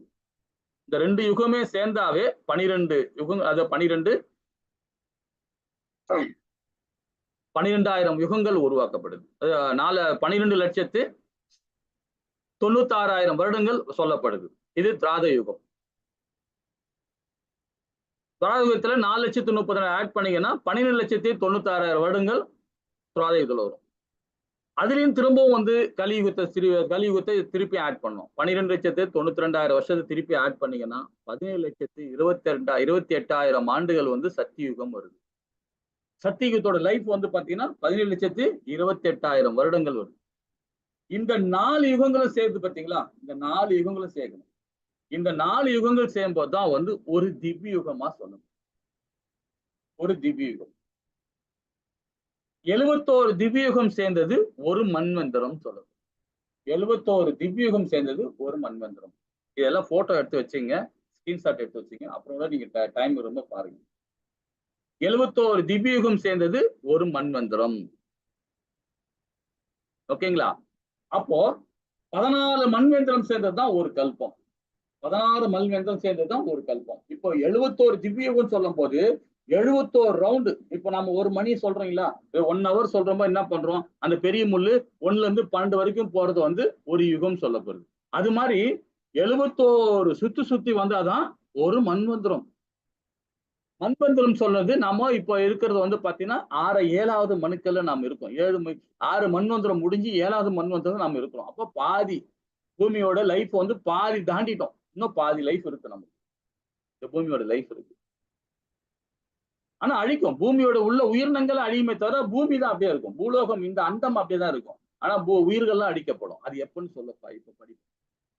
இப்ப 14 மன்வந்தரங்கள் முடிய பிறகுதான் 14 மன்வந்தரங்கள் சுத்தும் போதுதான் ஒரு கல்பம்னு சொல்லுது. இது பிரம்மாவுடைய ஒரு பகல் பொழுது. பிரம்மா காலையில எழுந்து தூங்கி எழுந்து பழு தேய்ச்சி உட்காராருங்களா, அதுதான் முதல் அவருடைய ஸ்டார்ட் ஆகுது. பிரம்மா இரவு மாலை பொழுது முடிய டைம் பார்த்தீங்களா, சந்தியமங்கலம் முடிய டைம் பார்த்தீங்களா, பிரம்மாக்குள்ளது. அப்பதான் அதுதான் ஒரு கல்பம் சொல்றது. அப்போ 1000 திவ்யுகள் முடிஞ்சாதான் ஒரு பிரம்மாவுடைய ஒரு பகல் பொழுதா சொல்லப்படுது. பாருங்க, 71 திவ்யுகம் சேர்ந்த ஒரு மன்வந்திரம், 14 மன்வந்திரம் சேர்ந்தது ஒரு கல்பம். அதே இரவு பொழுது, அதே பிரம்மாக்கு இரவு வரும். பிரம்மாக்கு இரவு வரும். அந்த இரவு வரும்போது அப்ப இரவு வரும்போது நாம எல்லாருமே எங்க இருப்போம் பாருங்க, பகவானுக்குள்ளதான் இருப்போம். எல்லாருமே பகவானுக்குள்ள ஏற்படுவோம். எல்லா ஜீவராசியும் பகவானுக்குள்ள போயிடும். பகவான் சூரிய அது பிரம்மா காலையில எழுந்துக்கிறாரு பாத்தீங்களா, அவரு சூரிய உதயம் ஆகுது பாருங்க, அவருடைய சூரிய உதயம். அவருடைய சூரிய உதயம் ஆகும்போது எல்லா ஜீவராசியும் அந்த சராசரங்களை பகவான் படைக்கிறார். அதே பிரம்மாவுடைய இரவு பொழுது வரும்போது எல்லா அண்டத்தையும் தனக்குள்ள எடுத்துக்கிறார். திரும்பவும் பிரம்மாவுடைய அடுத்த பொழுது வருது பாருங்க, இரவுக்கு ஃபுல்லா நம்ம எல்லாமே பகவானுக்குள்ளதான் இருப்போம். எல்லா ஜீவராசியும் பகவானுக்குள்ளதான் இருப்போம். அதுக்கப்புறம் அவருக்கு பிரம்மாவுடைய மறு பொழுது வருது பாருங்களா, திருப்பியும் அந்த சராசரங்களை படைப்பார். இப்படி மாதிரி படைச்சுக்கிட்டே இருக்கிறார். 100 வயசு வரைக்கும் பிரம்மா. இதுக்கு இன்னும் ஒரு விளக்கமா சொல்லாமே, இன்னும் நம்ம புரியுற மாதிரி சொல்லிக்கலாம். இப்ப நம்ம வீட்டுல எல்லாம் பாத்தீங்கன்னா, நம்ம ரோட்ல வீட்டுல தோட்டத்தெல்லாம் பாத்தீங்கன்னா ஒரு ஈசல் பூச்சி வரும், பாத்திருக்கீங்களா? அந்த ஈசல் பூச்சியோட லைஃப் நம்ம என்ன சொல்லுவோம், ஒரு நாள் தான். காலையில உதயமாகும், காலைல பிறக்கும், சாயங்காலம் செத்து போயிடும். ஒரே நாள் தான் வாழும் அது. ஆனா வேதம் என்ன சொல்லுது பாத்தீங்களா, அந்த பூச்சிக்கும் 120 ஆண்டுகள் லைஃப்ன்றாங்க. அந்த பூச்சிக்கு பாத்தீங்கன்னா 120 ஆண்டுகள் சொல்றாங்க. அதுக்கு வித்தியாசமா இருக்கு பாத்தீங்களா, இல்லைங்களா? நமக்கு பாத்தீங்கன்னா நமக்கு லைஃப் மனித இந்த கலியுகத்துல லைஃப் 120 ஆண்டுகள். நம்ம சீக்கிரமா இறந்துடுறோம், ஏதோ பிராபலத்தால ஏதோ ஒரு இறந்துடும். ஆனா நம்ம முழு லைஃப் 120. அதே மாதிரிதான் அந்த ஈசல் பூச்சிக்கு 120 ஆண்டுகள். ஆனா அது நமக்கு என்ன தெரியுது பாருங்க, என்னடா காலையில பிறகு சாயங்காலம் செத்து போகுது, அது எப்படி 120 ஆண்டுகள்? இந்த விஞ்ஞானம் தான் நம்ம புரிஞ்சுக்கணும். சரி, இப்போ ஒரு அனிமல் நாய் எடுத்துங்களேன், நாய்க்கு 7 வருஷம் இருக்கும், இல்ல ஒரு 10 வருஷம் இருக்கும். ஆனா அதுக்கும் 120 ஆண்டுகள். ஏன்னா அதோட உலகத்துல பாத்தீங்கன்னா வேற்றுமை. ஒரு ஈசல் பூச்சியோட ஒரு சயின்டிஸ்ட் பிடிச்சி அதை ஆராய்ச்சி பண்றாங்க. இப்போ நம்மளுடைய சனாதன தர்மத்துல வேதங்கள் சொல்லப்பட்டது அது உண்மையா இருக்குமா பொய்யா இருக்குமா அப்படின்னு ஆராய்ச்சி பண்ணும்போது பாத்தீங்கன்னா, அந்த ஈசல் பூச்சை ஒரு கூண்டுல வச்சு அடைச்சி வைக்க பாக்குறாங்க. அது முட்டையில இருந்து பொறுங்கி அது எவ்வளவு பாருங்க, செகண்ட் வளருது. நமக்கு கை காலு முடி நம்ம உருவ மாற்றங்கள் ஏற்படுற மாதிரி வருஷமா 4 நாளா மாறிட்டே வருது இல்லைங்களா? அதே மாதிரிதான் அந்த ஜீவராசிக்கு அந்த ஒரு செகண்ட்ல ஒரு இது, இன்னொரு செகண்ட்ல இது வளரும், இன்னொரு செகண்ட்ல அது வரும். ஆனா அதுக்கு பாத்தீங்கன்னா அது வளர்றது மாச கணக்கு. அது கூட மாச கணக்கு. அது இரவே பார்க்காது, ஃபுல்லா பகல் தான் பார்த்துங்க. அந்த ஈசல் பூச்சோட இந்த விஞ்ஞானம் நம்ம புரியணும். அதுக்காக தான் சொல்ல வருது. அந்த 1 மணி நேரத்துல அது ரெக்க வந்துடும். 1 மணி நேரத்துல ரெக்க வந்துடும். அதுக்கு பொரிஞ்ச உடனே அந்த 1 மணி நேரத்துக்கு முடிஞ்ச உடனே அடுத்த நிமிஷம் அடுத்த அவர்ல அது பறக்க ஆரம்பிச்சிடும். அதுக்கப்புறம் உருமாற்றம் ஏற்பட மாதிரி. அப்போ ஒரு கால் விழுந்துரும். எத்தனை மணிக்கு? சாயங்காலம் 4 மணிக்கு ஒரு கால் விழுந்துரும், ஒரு கை விழுந்துரும். இப்படியே ஒரு ரெக்கையெல்லாம் டேமேஜ் ஆக பார்க்கும். அப்போ அந்த இரவு வரும்போது ஆட்டோமேட்டிக்கா அது இறந்துரும். அவ்வளவுதான், வயசு முடிஞ்சிச்சு. அது அதே மாதிரிதான் நமக்கும். நம்மளோட லைஃப் 120 ஆண்டுகள் இருக்கும். நமக்கு மேல இருக்காங்க தேவர்கள், மனுக்கள் இருக்காங்க பாத்தீங்களா, அவங்க சிட்டிக்கு போற நேரம் தான் நம்மளோட லைஃப். அவங்க கையில ஒரு சிட்டிக்கு போடுறாங்க ஒரு செகண்ட், அந்த சிட்டிக்கு போற நேரம் தான் நம்மளோட லைஃப், மனுக்களோட லைஃப். மனுக்களோட சிட்டிக்கு போற நேரத்துல அதே பிரம்மா சிட்டிக்கு போடுறாருங்களா, இப்படி செகண்ட்ல சிட்டிக்கு போடுறாரு பாருங்க, அந்த லைஃப் தான் பிரம்மா மனுக்களோட லைஃப், தேவர்கள் மனுக்களோட லைஃப். பகவானுடைய நாசி காற்று, மூக்குல இருந்து வர காற்று வருது பாத்தீங்களா, பகவானுடைய மூக்கு காற்று, அந்த வர செகண்டுக்கு அந்த டைமுக்கு பாத்தீங்களா, அதுதான் பிரம்மாவுடைய லைஃப். பிரம்மாவோட லைஃப் அதுதான். அப்போ பகவான் பாருங்க ஆதி அந்தமா இருக்கிறார். பகவான் ஆதி அந்தமா இருக்கிறார். அப்ப எல்லாருமே பகவானுக்கு கட்டுப்பட்டவங்க தான். இது வேத சாஸ்திரங்களை ரொம்ப அழகா சொல்லப்பட்டிருக்காங்க. இன்னும் விரிவா படிக்கலாம். இப்ப பிரம்மாவுடைய லைஃப் நம்ம ஆல்ரெடி தெரிஞ்சு சொல்லியிருக்கிறோம், படிச்சிருக்கிறோம். இப்ப பிரம்மாவுடைய லைஃப் 50 ஆண்டுகள் கடந்து விட்டார். அவர் 355 தப்பா சொல்லிட்டேன், 155.52 டில்லியன் ஆண்டுகள் கடந்திருக்கிறார். யாரு? பிரம்மா. 6 மன்வந்தர்கள் முடிஞ்சிச்சு. நாம இப்ப 7வது மன்வந்தர் தான் நம்ம இருக்கிறோம்.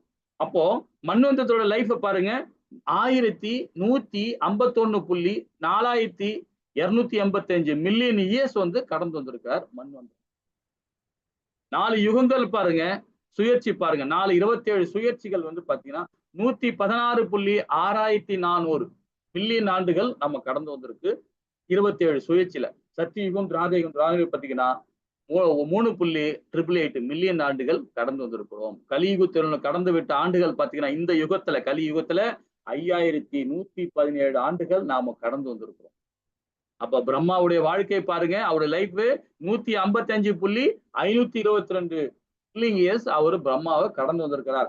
இதே பாதியை அவர் இன்னும் கடக்க வேண்டியிருக்கு. அப்ப பூமியோட லைஃப் வந்து பாத்தீங்கன்னா 155.522 ஆண்டுகள் இன்னும் பூமியோட லைஃப் இருக்கு. பகவானுடைய லைஃப், பிரம்மாவோட லைஃப் இருக்கு.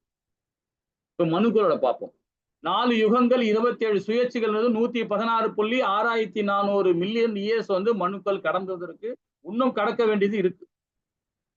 3.888 மில்லியன் இயர்ஸ் வந்து நம்ம கடந்து வரும். கலியுகத்துல 517 ஆண்டுகள் கடந்து வந்திருக்கோம். மனுவின் வாழ்க்கை பாத்தீங்கன்னா 120 மில்லியன், அதாவது 120.5331 மில்லியன் இயர்ஸ் வந்து நமக்கு வந்து மனுக்களோட வாழ்க்கையா சொல்லப்படுது. அப்போ இந்த கீதை வந்து பகவான் எப்ப சொல்லியிருக்கிறார்? 120 மில்லியன் ஆண்டுகளுக்கு முன்பாகவே விசுவானுக்கு, சூரிய பகவானுக்கு உபதேசம் பண்ணியிருக்கிறார் இந்த பகவத்கீதையை. அப்போ மகாபாரதத்துல வந்து பாத்தீங்கன்னா சொல்லப்பட்டிருக்கு, கீதையின் வரலாற்றை பின்வருமாறு அறியலாம். அதாவது தொடக்கத்தில் விஸ்வானுக்கும் மனுவுடன் இந்த உறவின் விஞ்ஞானம் வழங்கப்பட்டது. மனு மனிதகுல தந்தையான இருந்ததால் இந்த பூமியின் கிரகத்தின் ராஜாவான தனது மகனான மகாராஜா இசுவாக்கு கொடுத்தார். ராமச்சந்திரர், அதாவது பகவான் ராமபிரான் தோன்றிய ரகுவம்சத்தின் முன்னோடி, அவருடைய மூதாதையர்கள் தான் இசுவாகு. ஆகையால் மகாராஜா இசுவாகு காலத்தில் இருந்து மனித சமுதாயத்தில் பகவத்கீதை இருந்தது. திராதயுகத்துல பாருங்க, ஒரு இதுவும் அந்த 4 யுகங்களும் சொல்லப்பட்டிருக்காங்க. கலியுகத்துல வந்து 5117 ஆண்டுகள் நாம் இதுவரைக்கும் கடந்திருக்கிறோம். அப்போ பூமியில் வந்தது 2 மில்லியன் ஆண்டுகளுக்கு முன்பாகவே இந்த கீதை பூமியில் இருக்கு அப்படின்னு சொல்லப்படுது. சரி, இப்போ பிரம்மாவுடைய ஒரு நொடி பொழுது வந்து பாத்தீங்கன்னா 1,00,000 ஆண்டுகள். பிரம்மாவுடைய ஒரு செகண்ட் வந்து நம்மளுடைய லைஃப் வந்து பாத்தீங்கன்னா 1,00,000 ஆண்டுகள். அது அப்படியே 60 அப்படியே மல்டிபிள் பண்ணிக்கிட்டே போங்க. இதுதான் பிரம்மாவுடைய லைஃப். சரி, இப்போ பகவான் வந்து ஒரு அவதாரத்தையும் வந்து கொடுக்க போறார். 6வது பதம் மாதாஜி. अजोऽपि सन् अव्ययात्मा भूतानाम् ईश्वरो अपि सन् प्रकृतिं स्वम् अधिष्ठाय சம்பவாமி ஆத்மமாயையா. ஹரே கிருஷ்ணா. நான் பிறப்பற்றவனாக இருந்தாலும், எனது திவ்யமான உடல் அடிபற்றதாக இருந்தாலும், உயிர் வாழிகள் அனைவருமே நானே இறைவனாக இருந்தாலும், நான் எனது சுயமான திவ்ய உறவில் ஒவ்வொரு யுகத்தில் தோன்றுகிறேன் பகவான். ஒவ்வொரு யுகத்திலும், கலியுகம் 4 யுகத்திலும் மாத்திரம் இல்லை, திரும்ப அந்த யுகம் சுயற்சி வந்துகிட்டே இருக்கும். 27, அதாவது 27 சுயற்சி மாத்திரம் இல்லை, 71 யுகமும் சுழண்டு வந்துகிட்டே இருக்கும். அந்தந்த சுயத்துக்கு ஏற்ற மாதிரி பகவான் அவதாரம் கொடுக்கிறார். 1,00,000 அவதாரம் பகவான் கொடுக்கிறார். இந்த பதங்கள் மூலியமா நமக்கு எடுத்து வருகிறார். ஹரே கிருஷ்ணா மாதாஜி. 7வது பதம். ஹரே கிருஷ்ணா. ஹரே கிருஷ்ணா.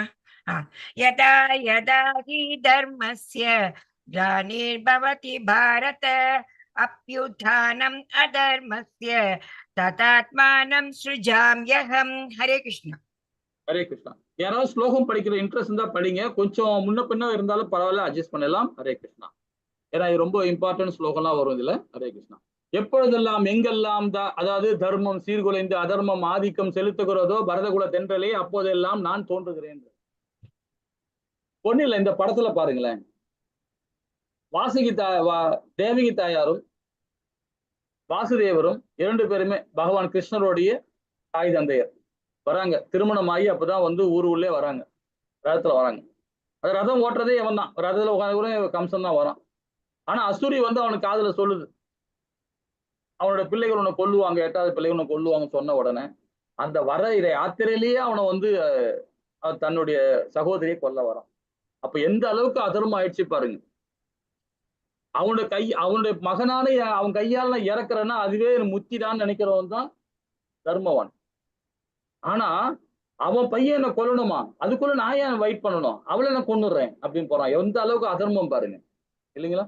அதான் பகவான் சொல்றார், எப்பொழுதெல்லாம் எங்கெல்லாம் தர்மம் சீர்குலைந்து அதர்மம் ஆதிக்கம் செலுத்துகிறதோ பரதகுல தென்றலே, அப்பொழுதெல்லாம் நான் தோன்றுகிறேன். ஹரே கிருஷ்ணா மாதாஜி. 8வது பதம். பரித்ராணாய சாதூனாம் விநாசாய ச துஷ்கிருதம் தர்ம சம்ஸ்தாபனார்த்தாய சம்பவாமி யுகே யுகே. ஹரே கிருஷ்ணா. ஹரே கிருஷ்ணா. பக்தர்களை காத்து துஷ்டர்களை அழித்து தர்மத்தின் கொள்கைகளை மீண்டும் நிலைநிறுத்துவதற்காக நானே யுகத்தில் தோன்றுகிறேன். எல்லாரையும் பகவான் பக்தர்களை காக்கதான். இப்ப சத்தியுகத்திலையும் திராத யுகத்திலையும் பாருங்க, இப்ப ஒண்ணு இல்லை, இவரு நம்ம பிரகத மகாராஜா இரணிகசிபை கொல்றார். எது கொல்றார்? இரணிகசிபை கொல்றதுக்கு 1000 வழிகள் இருக்கு. தன்னுடைய பக்தனை சித்திரவதை பண்றான். அதான் பகவான் நரசிம்ம அவதாரம் எடுத்து அவனை கொல்றார். அது மாதிரி பக்தர்களை எப்பெல்லாம் வந்து சோதனை கொடுக்குறாங்களோ, பிரச்சனை கொடுக்குறாங்களோ, அப்பெல்லாம் பகவான் வேற ஒரு ரூபத்துல அவதாரம் கொடுக்கிறார். மனித உருவத்திலும் சரி, விலங்கு உருவத்திலும் சரி, ஏதோ ஒரு உருவத்துல வந்து அதை அவங்களை வந்து சப்போர்ட் பண்றாரு, கொடுக்குறாரு, காப்பாத்துறாரு. இப்ப நமக்குள்ள நிறைய பிரச்சனைகள் இருக்கும். யார் மூலியமா நமக்கு ஒரு உதவி கிடைக்கணும், அது பகவான் அருள் தான். அது அவங்க மூலியமா பகவான் அவங்க மூலியமா நமக்கு வந்து சகாயம் பண்றார். அது அப்படிதான் எடுத்துக்கணும். அந்த ஆளுக்கு நம்ம துரோகம் பண்ணவே கூடாது, இல்லைங்களா? ரொம்ப அழகா சொல்லப்பட்டிருக்காங்க. ஹரே கிருஷ்ணா. 9வது பதம் மாதாஜி. ஜன்ம கர்ம ச மே திவ்யம் ஏவம் யோ வேதி தத்வதः त्यक्त्वा தேகம் புனர்ஜன்ம நைதி மாம் ஏதி சோர்ஜுன. ஹரே கிருஷ்ணா. ஹரே கிருஷ்ணா. எனது தோற்றமும் செயல்களும் திவ்யமானவை. பகவானுடைய தோற்றமும் சரி, அவருடைய செயலுமே திவ்யமானது. ஏன்னா அவரு நாமெல்லாம் பாருங்க, பிறந்துட்டோம், ஏதோ பகவத்கீதையில பிள்ளையை பெற்றுக்கிறோம், கல்யாணத்தின் திருமணம் பண்ணிட்டு பிள்ளையை பெற்று நம்ம சமுதாயத்துக்கு ஓடிக்கிட்டே இருக்கிறோம். ஆனா பகவான் அப்படி இல்லை. எப்ப அந்த சராசரங்களை படைச்சாரோ அப்பல இருந்து அவருடைய பணி செஞ்சுக்கிட்டே தான் இருக்கிறார். அவர் பாட்டு செஞ்சுக்கிட்டே தான் இருக்கார். நம்ம காற்றை கொடுக்குறாரு, நல்லத்தை கொடுக்குறாரு, தண்ணியை கொடுக்குறாரு, எல்லாத்தையும் அவர் தான் கொடுத்துருக்கிறார். தாய் தந்தரை கொடுக்குறாரு, எல்லாமே அவரால் தான் கொடுத்துருக்கிறார். ஆனா அவர் செயல் செஞ்சுட்டாரு. ஆனா நாம தான் தவறாவே செஞ்சுட்டு இருக்கோம். அதான் சொல்றா, எனது தோற்றமும் செயல்களும் திவ்யமானும் என்பது எவன் ஒருவன் அறிகிறானோ அவன் இந்த உடலை விட்ட பின் மீண்டும் பௌதிக உலகில் பிறப்பெடுப்பதில்லை அர்ஜுனா, அவன் எனது நித்திய உலகை அடைகிறான். பகவானுடைய உணர்வுடன் நாம செயல்பட ஆரம்பிச்சிடணும்னு வச்சுக்கலாம். இந்த உடல் நமக்கு அடுத்த உடலே கிடையாது. நம்ம பகவானுடைய ஐக்கியம் தான். நாம பகவானோட டைரக்டா நம்ம போயிடுவோம், இல்லைங்களா? ஹரே கிருஷ்ணா. நம்ம ஏற்கனவே 2வது அத்தியாயத்துல படிச்சோம். அதாவது நம்ம என்ன மாதிரி உடல் நமக்கு கிடைச்சிருக்கு அப்படின்னு நம்ம படிச்சோம். பகவான் கிருஷ்ணர் வடிவம் பாத்தீங்கன்னா ஆன்மீகம். நம்மளுடைய வடிவம் வந்து தற்காலிகமானது. இந்த உடல் தற்காலிகமானது. நம்ம படிச்சோம் இல்லையா, 2வது அத்தியாயத்திலே படிச்சோம். இந்த பௌதிகமான உடல் அழியக்கூடிய உடல். உள்ள இருக்கிற ஆத்மா அழியாது. அது பகவானுடையது. அது பகவானுடைய அம்சம். அது அங்கதான் போய் சேரும். இப்ப ஒரு 4 படம் சின்ன படமா இருக்கு பாருங்க. அதுல ஒண்ணு நடு 2வது படம் பாருங்க. 3 விதமான உடல். முதல்ல கருப்பா இருக்கிற உடல் வந்து பாத்தீங்கன்னா நம்மளுடைய பௌதிகமான உடல். நடுவுல இருக்கிற வெள்ளையா இருக்கிற உடல் வந்து கண்ணுக்கு தெரியாத சூட்சம உடல். அது 3வது இருக்குது ஆத்மா. இந்த உடல் அழிஞ்சிரும், 2வது உடலும் அழியும். ஆனா அந்த அழிக்கணும்னா நாம பகவானுடைய உணர்வோடு செயல்பட்டாதான் 2வது உடலை அழிக்க முடியும். அது பொய், அகங்காரம், மனம், புத்தி. அப்ப ஆட்டோமேட்டிக்கா ஆத்மா எங்க போகும்? பகவான் கிட்ட போயிடும், இல்லைங்களா? அப்ப நாமெல்லாம் யாரு? தற்காலிகமானவர் தான் நாம எல்லாமே. பகவானுடைய வடிவம் வந்து அது அது இது 2வது லெவல்ல வந்தீங்கன்னா அதை பத்தி ரொம்ப விரிவா படிக்கலாம். அது யோகமாயா சக்தி. ஆனா ஆத்மா இருக்கு பாத்தீங்களா, ஆத்மா யோகமாயா சக்தி. ஆனா நம்மளுடைய உடல் இருக்கு பாருங்க, அது பகரங்க சக்தி, பகவானுடைய வெளிப்புற சக்தி. ஆனா பகவான் வந்து யோகமாயா சக்தி. அவர் யோகமாயா சக்தி மூலியமா தான் இந்த பிரபஞ்சத்தை பகவான் படைக்கிறார், இந்த உயிரினங்களை உருவாக்குறார். அப்ப நாம உள்ள இருக்கிற சக்தி என்னது? யோகமாயா சக்தி. ஆனா வெளியே இருக்கிற சக்தி என்னது? நம்ம உடல் வந்து பகரங்க சக்தி, பகவானுடைய வெளிப்புற சக்தி. இந்த விஞ்ஞானத்தை நாம தெரிஞ்சுக்கிட்டோம்னு வச்சுங்களேன், யாரையுமே நம்ம குறை சொல்ல மாட்டோம், யாரையுமே நம்ம திட்ட மாட்டோம். எல்லா உயிர் வாழியும், எல்லா எறும்பை கூட நம்ம கொல்ல மாட்டோம், இல்லைங்களா? ஹரே கிருஷ்ணா. 10வது பதம் மட்டும். வீதராக பய க்ரோத மன்மய மாம் உபாசிதாக பகவோ ஞான தபச பூத மத்பாவம் ஆகதாக. ஹரே கிருஷ்ணா. ஹரே கிருஷ்ணா.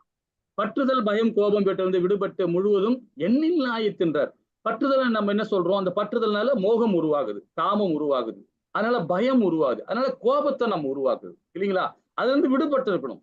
பகவானை மையப்படுத்தணும். என்னை லாயித்தின்றார், பகவானை மையப்படுத்தணும். என்னை சரணடைந்த பற்பல நபர்கள் என்னை பற்றி அறிவால் இதற்கு முன் தூய்மை அடைந்துள்ளனர். இவ்வாறாக அவர்கள் எல்லோருமே என் மீது திவ்யமான அன்புடையராகின்றனர்.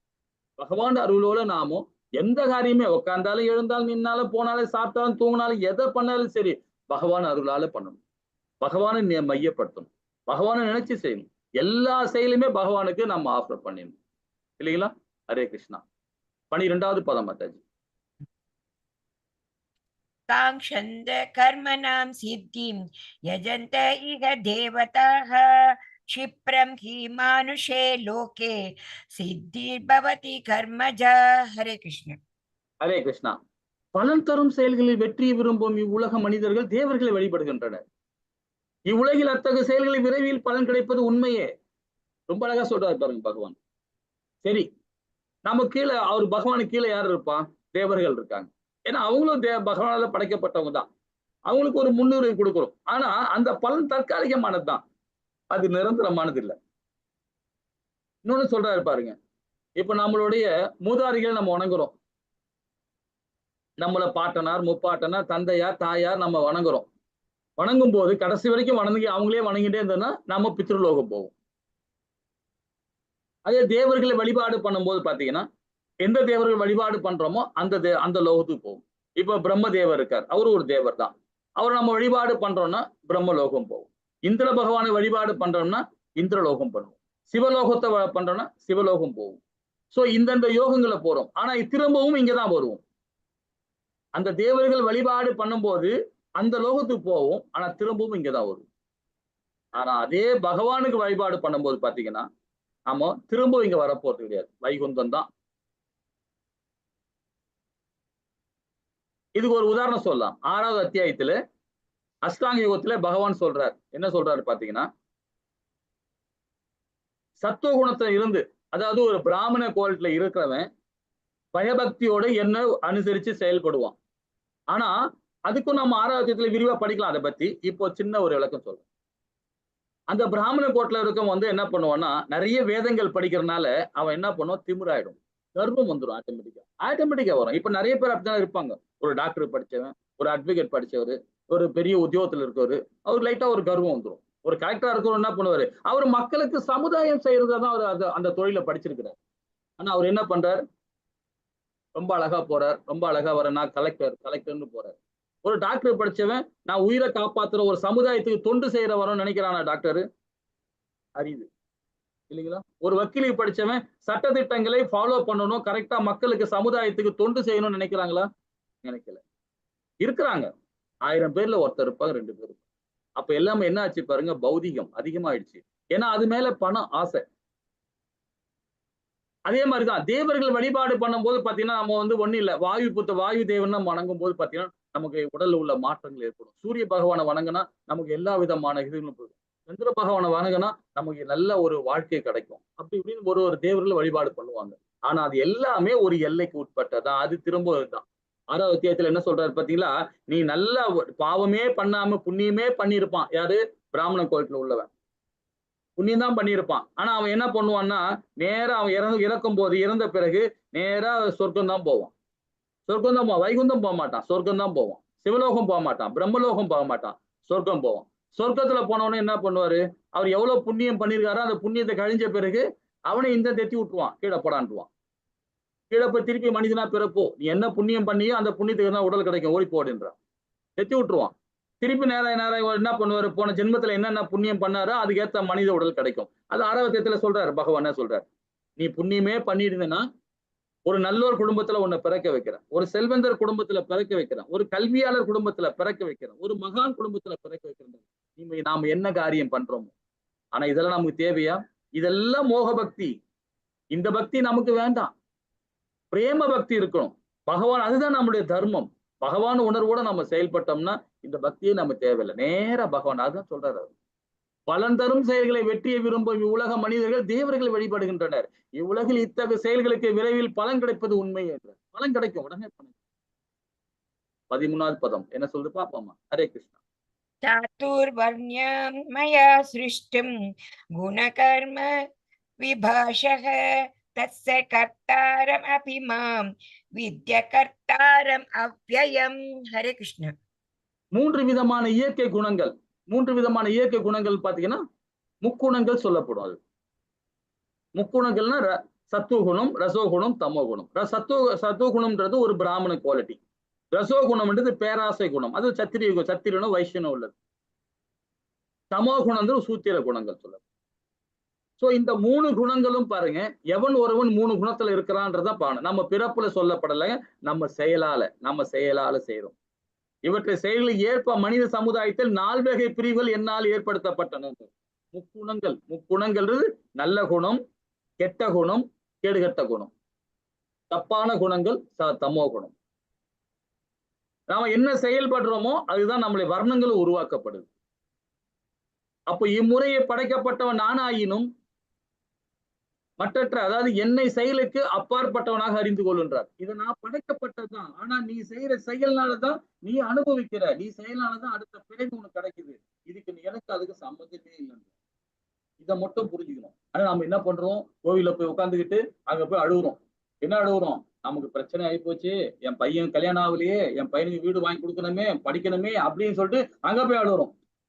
அவர் என்ன பண்றாரு, அவர் நம்ம சிரிச்சுக்கிட்டே தீட்டி கிடக்குறாரு. ஏண்டா ஏன்டா என்ன பார்க்க வர, உனக்கு என்னடா கொடுக்கல, அப்பா அம்மா அண்ணன் சமுதாயம் வீடு காற்று மணல் நிறைய கொடுத்துட்டேனே, எல்லா 24 இதுவும் கொடுத்துட்டேனே, பிரகிருதியும் கொடுத்துட்டேனே, வேதங்களை கொடுத்துருக்கேன், சாஸ்திரம் கொடுத்துருக்கேன், உனக்கு என்னதான் கொடுக்கல, அப்புறம் ஏன் திருப்பி என்கிட்ட வந்து அடற, நீ வாழு, ஒழுக்கமா வாழு, எல்லாமே உனக்கு கைகூடி வரும். அது எனக்காவது அர்ப்பணம் பண்ணியா, அதுவும் கிடையாது. போய் அங்க போய் உட்காந்து அழுவுறது, கோயில போய் உட்காந்து அவரு தொண்டு செய்யாம அங்க போய் கஷ்டப்படுறது. நான் கோயிலுக்கு போனா நிம்மதியா ஆயிட்டேன்ப்பா, எனக்கு எந்த பிரச்சனை, நான் பிரச்சனையில இருக்கேன், கோயில போய் 1/2 மணி நேரம் உட்காந்தா போதும், என் பிரச்சனை எல்லாம் சால்வ் ஆயிடும். இதெல்லாம் மன பிரம்ம. நாம அவருக்கு தொண்டு செய்யணும், நம்மளுடைய ஒழுக்கத்தை நாம ஃபாலோ பண்ணணும், இல்லைங்களா? அப்ப நாம என்ன செயல்படுறோமோ அதுதான் வர்ணம். அந்த வர்ணத்துக்கு தகுந்த மாதிரி தான் இந்த குணங்கள் வரும் நமக்கு. அந்த குணத்துக்கு தகுந்த மாதிரி தான் நம்மளுடைய அடுத்த செகண்ட் நம்ம நடக்கிறது, அது நடக்கும். அப்போ நிகழ்காலத்துல நாம என்ன மாதிரி செய்யறோமோ எதிர்காலம் நம்மளை கட்டமைக்கிறோம், நாம தான் கட்டமைக்கிறோம். இது பகவானோ தாய் தந்தரையோ நண்பரோ சமுதாயமோ கட்டமைக்கல, நாம தான் கட்டமைக்கிறோம். அடுத்த செகண்ட் நடக்கிறது நாம தான் தீர்மானிக்கிறோம், இல்லைங்களா? ஹரே கிருஷ்ணா. ஒரு நிமிஷம் மாதாஜி, இந்த 17வது பதம் படிங்க. कर्मणो ह्यपि बोधव्यं बोधव्यं च विकर्मणः अकर्मणश्च बोधव्यं गहना कर्मणो गतिः. हरे कृष्ण. ஹரே கிருஷ்ணா. செயலின் நுணுக்கங்களை உணர்வது மிகவும் கடினம். அதாவது நம்ம செயல் செய்யறோம் பாத்தீங்களா, அது ரொம்ப கஷ்டம் இல்லைங்களா? இந்த செயலை செய்யக்கூடாமா, இந்த செயலை செய்யலாமா அப்படின்னு நம்ம அது வந்து தேர்ந்தெடுக்கிறதுக்கு நம்ம ரொம்ப டைம் எடுத்துப்போம். அது ஏன் சொல்றோம்னு பாத்தீங்கன்னா, கர்மா என்பது நம்ம செயல், நம்ம என்ன செய்யறோமோ அதான் கர்மா. அது விகர்மான்னு சொல்லப்படும் பாத்தீங்கன்னா, வேதங்களுக்கு எதிர்மறையான விடை, அதாவது தடை செய்யப்பட்ட செயல் விகர்மா. அகர்மா சொல்றது வேத சாஸ்திரங்களை ஃபாலோ பண்றவன், அவன் தான் கர்ம யோகி ஆகிறான். இன்னும் விளக்கமா பார்க்கும்போது விகர்மவாதிகள் எப்படி இருப்பாங்களோ, வேதங்களை பின்பற்ற மாட்டார்கள், கீழான உயிரினங்களை மறுபிறப்பு எடுக்கும் ஆபத்து அவங்களுக்கு இருக்கு. வேதங்களை ஃபாலோ பண்ணாதவங்க கண்டிப்பாக அடுத்த பிறவி வந்து கீழான பிறவிதான், விலங்கா பிறப்பாங்க, மரமா பிறப்பாங்க, கண்ணுக்கு தெரியாத ஏதோ உயிரினமா பிறப்பாங்க. சோ அந்த மாதிரி ஆபத்து அவங்களுக்கு இருக்கு. ஆன்மீகவாதிகளா ஏற்றுக்கொள்ளப்பட மாட்டாது. எடுத்த பிறவி நோக்கத்தின் தோல்விதான் அவங்களுக்கு. மாமிசம் உண்ணுவாங்க. நம்ம அதாவது இது வரைக்கும் நம்ம நிறைய பேர் இருப்பாங்க, தெரியாம இருப்பாங்க. ஏதோ சமுதாயத்துல இது மாதிரி இருக்கு, ஒரு ஃபேஷன் ஆகி போச்சுன்னு நிறைய பேர் இருக்காங்க தெரியாம கூட. சோ அதெல்லாம் இது வரைக்கும் நம்ம விட்டுருங்க, நம்ம அதை பத்தி மறந்துருங்க. ஆனா இனியாவது நாம ஒழுக்கமா வாழ பார்க்கணும். இதுதான் கீதை நமக்கு உபதேசம் பண்ணுது. முயற்சி பண்ணுவோம். உடனே எல்லாருமே இப்ப டீ காஃபி நம்ம ரெகுலரா குடிச்சுட்டு இருப்போம், அது உடனே நிறுத்துன்னு சொன்னா நிறுத்த முடியுமா? கொஞ்சம் கொஞ்சமா நிறுத்துங்க, பகவான் அருளோட நிறுத்துங்க, டக்குன்னு நிறுத்தாதீங்க, கொஞ்சம் கொஞ்சமா நிறுத்துங்க. அதுதான் நாம உண்மையான ஒரு செயல் அது. சோ விகர்மவாதிகள் இப்படிதான் இருப்பாங்க. அதே கர்மவாதிகள் பாருங்க, பக்தியோட இருப்பாங்க, வேதங்களை படிப்பாங்க, எல்லாமே செய்வாங்க. ஆனா எங்க போவாங்க பாருங்க, அவங்க சொர்க்கம் தான் போவாங்க, உபதேவைகள் உலகத்தை தான் அடைவாங்க. இறுதியில் அவங்க வந்து திருப்பி ஜட உலகில் தான் திரும்பவும் பிறவி எடுப்பாங்க. இந்த மாதிரி யாகம் உண்டெல்லாம் பண்ணுவாங்க, எல்லாம் செய்வாங்க. பிராமண குவாலிட்டில இருப்பாங்க. பிராமணன் என்னெல்லாம் செய்வானோ அதெல்லாம் செய்வாங்க. ஆனாலும் அவங்களுடைய இலக்கு வந்து திரும்பவும் இங்கதான் வருவாங்க. இது கர்மவாதிகள். நாம எல்லாமே கர்மவாதிகள் தான். நாம எல்லாமே மக்கள், சமுதாய மக்கள் எல்லாருமே கர்மவாதிகள் தான். கோயிலுக்கு போவோம், அதே மாதிரி பணம் சம்பாதிப்போம், சொத்து சேர்ப்போம், இதெல்லாம் கர்மவாதிகள் தான். அதே நம்ம வேதங்களை படிச்சு நம்ம பண்ணும்போது பாத்தீங்கன்னா, நமக்கு தேவை சமுதாயத்துக்கு வேணும், நமக்கு பணம் வேணும், ஆனா அதிகமா சேர்க்க மாட்டோம். நமக்கு என்ன தேவையோ அது மாத்திரம் தான் எடுத்துக்கும், இல்லைங்களா? அப்ப அவன் தான் யாரு? ஞானி ஆகலாம். ஞானத்தின் நிலையை வந்திருப்பவர்கள் ஆத்ம தத்துவத்தை புரிஞ்சிருப்பாங்க. பயன் உலகில் விளைவுகளை மற்றும் மறுபிறப்பை பொருள் அறிந்தவர்கள் அவர், மறுபிறவியை அறிஞ்சவர்கள் அவர். அவங்க இப்பவே இந்த வாழ்நாளிலே கட்டமைக்கப்படுறாங்க. இப்படிதான் நம்ம வாழணும், இப்படி வாழ்ந்தாதான் நம்ம அடுத்த இது தலைமுறை போகணும். அடுத்த இது இப்ப நிறைய பேர் யாக்கியானம் பேசுவாங்க. என்ன பண்ணா, ஏன்னா அடுத்த பிறவை பத்தி நீ ஏன்டா கவலைப்படுற, இருக்கு ரொம்ப சந்தோஷமா இருந்து போடான்னு சொல்லுவாங்க. அது சாதாரண கர்மவாதிகள் செய்யற செயல். ஆனா நாம வந்து தனித்தத்துவம் உள்ளவங்க, நாம எல்லாருமே எல்லா ஜீவராசியும் தனித்தத்துவம் உள்ளவங்க. அப்ப நம்ம எப்படிப்பட்ட வாழ்க்கையை வாழணும் பாருங்க, இல்லைங்களா? ஞானியா இருக்கணும், கர்ம யோகியா இருக்கணும். பக்தி சேவைக்கு வருபவர்கள் மிகவும் உயர்ந்தவர்கள் சொல்லப்படுது. ஹரே கிருஷ்ணா. அகர்மா பத்தி சொல்ல போறார் இந்த பதம் மூலியமா. ஹரே கிருஷ்ணா மாதாஜி. ஹரே கிருஷ்ண. கர்மண்ய கர்மய பஷ்யேத் அகர்மணி ச கர்மயः த புத்திமான் மனுஷ்யேஷு த யுக்த கிருஷ்ண கர்ம கிருத். ஹரே கிருஷ்ண. கர்மா அகர்மாவையும் அகர்மா கர்மாவையும் காண்பவன் மனிதர்கள் அறிவுடையவர் ஆகிறான். எல்லா வித செயல்களையும் ஈடுபட்டிருந்தாலும் அவன் உன்னத நிலை பெறுகிறான். இப்ப பாருங்க, எப்பவுமே வந்து கர்ம யோகியும் கர்மிக்கு தான் வந்து எப்பவுமே ஒரு போட்டி இருந்துகிட்டே இருக்கும். நமக்குள்ளதான் அது நமக்குள்ளதான் இருக்கு. விகர்மாவும் நமக்குள்ளதான் இருக்கு. இப்போ விகர்மா ஒரு பக்கம் விட்டுருங்க, கர்மான்னு சொல்றது யாரு? நாம தான். நம்ம எல்லாம் கர்ம தான். அப்ப கர்ம யோகியா செயல்படுறவன் அகர்மவாதிகள் தான். அகரமா செய்யறோம். அப்ப என்ன பண்றோம், நம்ம திடீர்னு எப்ப நம்ம இந்த வேலைக்கு போயின்னு இருக்கோம், நம்ம கொஞ்சம் பிரச்சனைகள் இருக்கு, இதெல்லாம் பண்றது, நம்ம வேதங்களை படிப்போம், நம்ம தெளிவாயிடுவோம், கோவிலுக்கு போவோம், பகவானுக்கு பணிவிட பண்ணுவோம், அது அகரமா. அகர்மால இருக்கும். திடீர்னு என்ன பண்ணுவான், சரி நம்ம கொஞ்சம் பணம் தேவைப்பா, சம்பாதிக்கணும்பா, நம்ம உழைக்கணும்பா அப்படின்னு போகும்போது திருப்பி கர்மாக்கள் வந்துருவோம். அப்போ கர்மாவில் அகர்மாவையும் அகர்மாவில் கர்மாவை காண்பவன் மனிதன் அறிவுடையாகிறான் அப்படின்றது. ஆனா என்ன சொல்ல வர்றாரு புரிஞ்சுக்கிட்டீங்களா? நாமோ கர்மிதான், ஆனா கர்மி யோகியா போறதுக்கு முயற்சி பண்றோம், திரும்பவும் கர்மியா வரும், திருப்பியும் போறோம். ஆனா பற்றற்ற தன்மையா இருக்கும்போது அகர்மால இருக்கும், பற்றோட இருக்கும்போது கர்மியா வரும். ஆனா இதுல வந்து என்னன்னா, அவன் வந்து கண்டிப்பாக அடுத்த பிறவி வந்து பாத்தீங்கன்னா, இந்த பிறவியில அவனுக்கு ஞானம் கிடைக்கல, முத்தி கிடைக்கலனாலும் அடுத்த பிறவில கண்டிப்பாக அவனுக்கு முத்தி கிடைக்கும். இது பகவான் சொல்றாரு 6வது அத்தியாயத்துல படிப்போம். 6வது அத்தியாயத்துல அஷ்டாங்கத்துல சொல்றாரு. அதுதான் சொல்றார், கர்மாவில் அகர்மாவையும் அகர்மாவில் கர்மாவையும் காண்பவன் மனிதன் அறிவுடையாகிறான்றார். எல்லாவித செயல்களையும் ஈடுபட்டிருந்தாலும், பணம் தேவை, அதில் ஈடுபட்டிருந்தாலும் அவன் உன்னத நிலை அடைகிறான். கோவிலுக்கு போறோம், பணிவிட பண்றோம், சாஸ்திர சம்பிரதாயத்துல ஃபாலோ பண்றோம், எனக்கு பணம் தேவை, சம்பாதிக்கிறோம், தப்பு இல்லை. அதுல பற்றற்ற தன்மையா இருந்து அவன் செயல்பட்டானா கர்ம யோகியா வரான், இல்லைங்களா? சரி, இப்போ 34வது பதம் என்ன சொல்லுது பாப்போமா? ஹரே கிருஷ்ண மத்த. தத்வித்தி பிரணிபாதேன பரிப்ரஷ்னேன சேவயா உபதேக்ஷ்யந்தி தே ஞானம் ஞானின தத்வதர்ஷினஹ. ஹரே கிருஷ்ண. ஹரே கிருஷ்ண. ஆன்மீக குருவை அணுகி உண்மை அறிவை முயற்சி செய்கின்ற. இப்ப நம்ம குரு யாரு இருப்பா நமக்கு? இப்ப நம்மளோட சீல பிரபுபாதா இருக்கிறார். அவர் வந்து இப்போ முக்தி அடைஞ்சிட்டார். அவர் நம்மளுடைய ஆச்சாரி, 32வது ஆச்சாரி. இப்ப அதுக்கப்புறமா ஒரு ஆச்சாரி ஜெயபத்தக சாமி இருக்காங்க நமக்கு. அவருக்கு அதுக்கப்புறமா அந்த ஆச்சாரிக்கு நம்ம அவர் வந்து திக்ஷா குருன்னு சொல்லுவாங்க. சிக்ஷா குருன்றது நம்மளுடைய என்என்டி பிரபு சிக்ஷா குரு. சோ இது மாதிரி நம்ம அவங்க கீழே நாம இந்த கீதையை நம்ம படிக்கிறோம். அதே மாதிரி ஸ்ரீ சம்பிரதாயத்துல ராமானுஜர் அந்த ஸ்ரீர குரு சம்பரமா அதை படிக்கணும், தேர்ந்தெடுக்கணும், நாம தான் தேர்ந்தெடுக்கணும். சிவ சம்பிரதாயத்துல சங்கராச்சாரியா இருக்காங்க, அது மாதிரி ஆச்சாரிகள் நிறைய பேர் இருக்கிறாங்க. அந்த ஆச்சாரிகளை நம்ம தேர்ந்தெடுக்கணும். அந்த சீட பரம்பரையில ஆச்சாரிகள் தேர்ந்தெடுக்கணும். அதுல இருந்து 4 கிளைய போவோம், 4 கிளைய புடிச்சிக்க கூடாது. ஒரு ஆச்சாரி ஒன்னொன்னு சொல்றேன் கேட்டுங்களேன். இப்ப பிரம்மகுடைய சம்பிரதாயத்தை சொல்றேன். ஒரு பிரம்மகுடைய சம்பிரதாயம் வந்துகிட்டே இருந்ததுன்னா அதுல ஒரு ஆச்சாரி வந்து தவறு பண்ணியிருப்பார், இவ்வளவு நல்லா பண்ணியிருப்பார், அவருக்கு பிடிக்காம கூட வேற ஒரு மாறிட்டு இருப்பார். அவரு பண்ணாம அவரு வேற ஒரு சமுதாயத்தை உருவாக்குவார். அதே மாதிரி ஆளுகிட்ட நாம படிக்கவே கூடாது.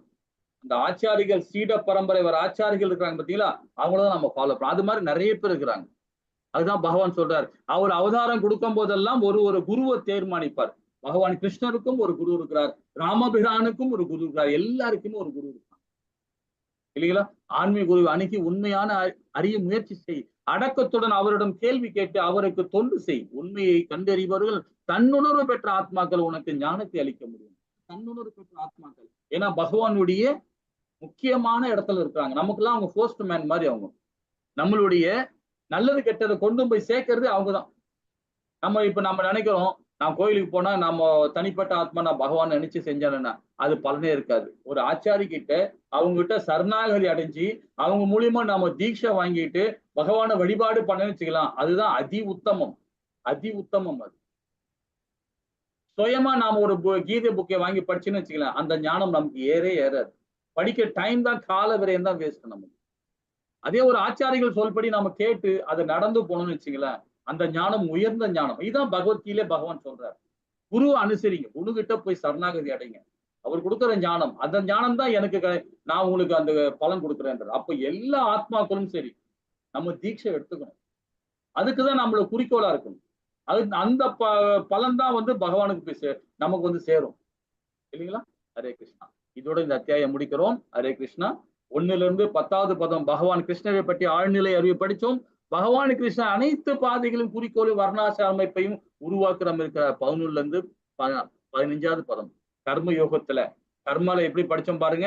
அகர்மா, கர்மா, விகர்மா இதை பத்தியும் படிச்சோம். கர்ம காண்டத்துல நிஷ்காம கர்ம யோகத்தையும் சகாம கர்ம யோகத்தையும் 16ல இருந்து 24வது பதம் வரைக்கும் படிச்சோம். தியாகங்களை ஆழ்நிலை அறிவுக்கு வழிவகுக்கும் 25ல இருந்து 33, 34ல இருந்து 42 அதாவது ஆழ்நிலை அறிவின் சுருக்கம் பார்த்தோம்.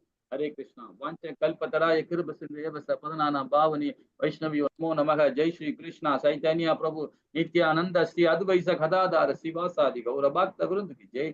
ஹரே கிருஷ்ணா கிருஷ்ணா கிருஷ்ணா ஹரே ஹரே, ஹரே ராம ராம ராம ஹரே ஹரே. ஓம் சத். ஏதாவது டவுட் இருந்தா கேட்கலாம்.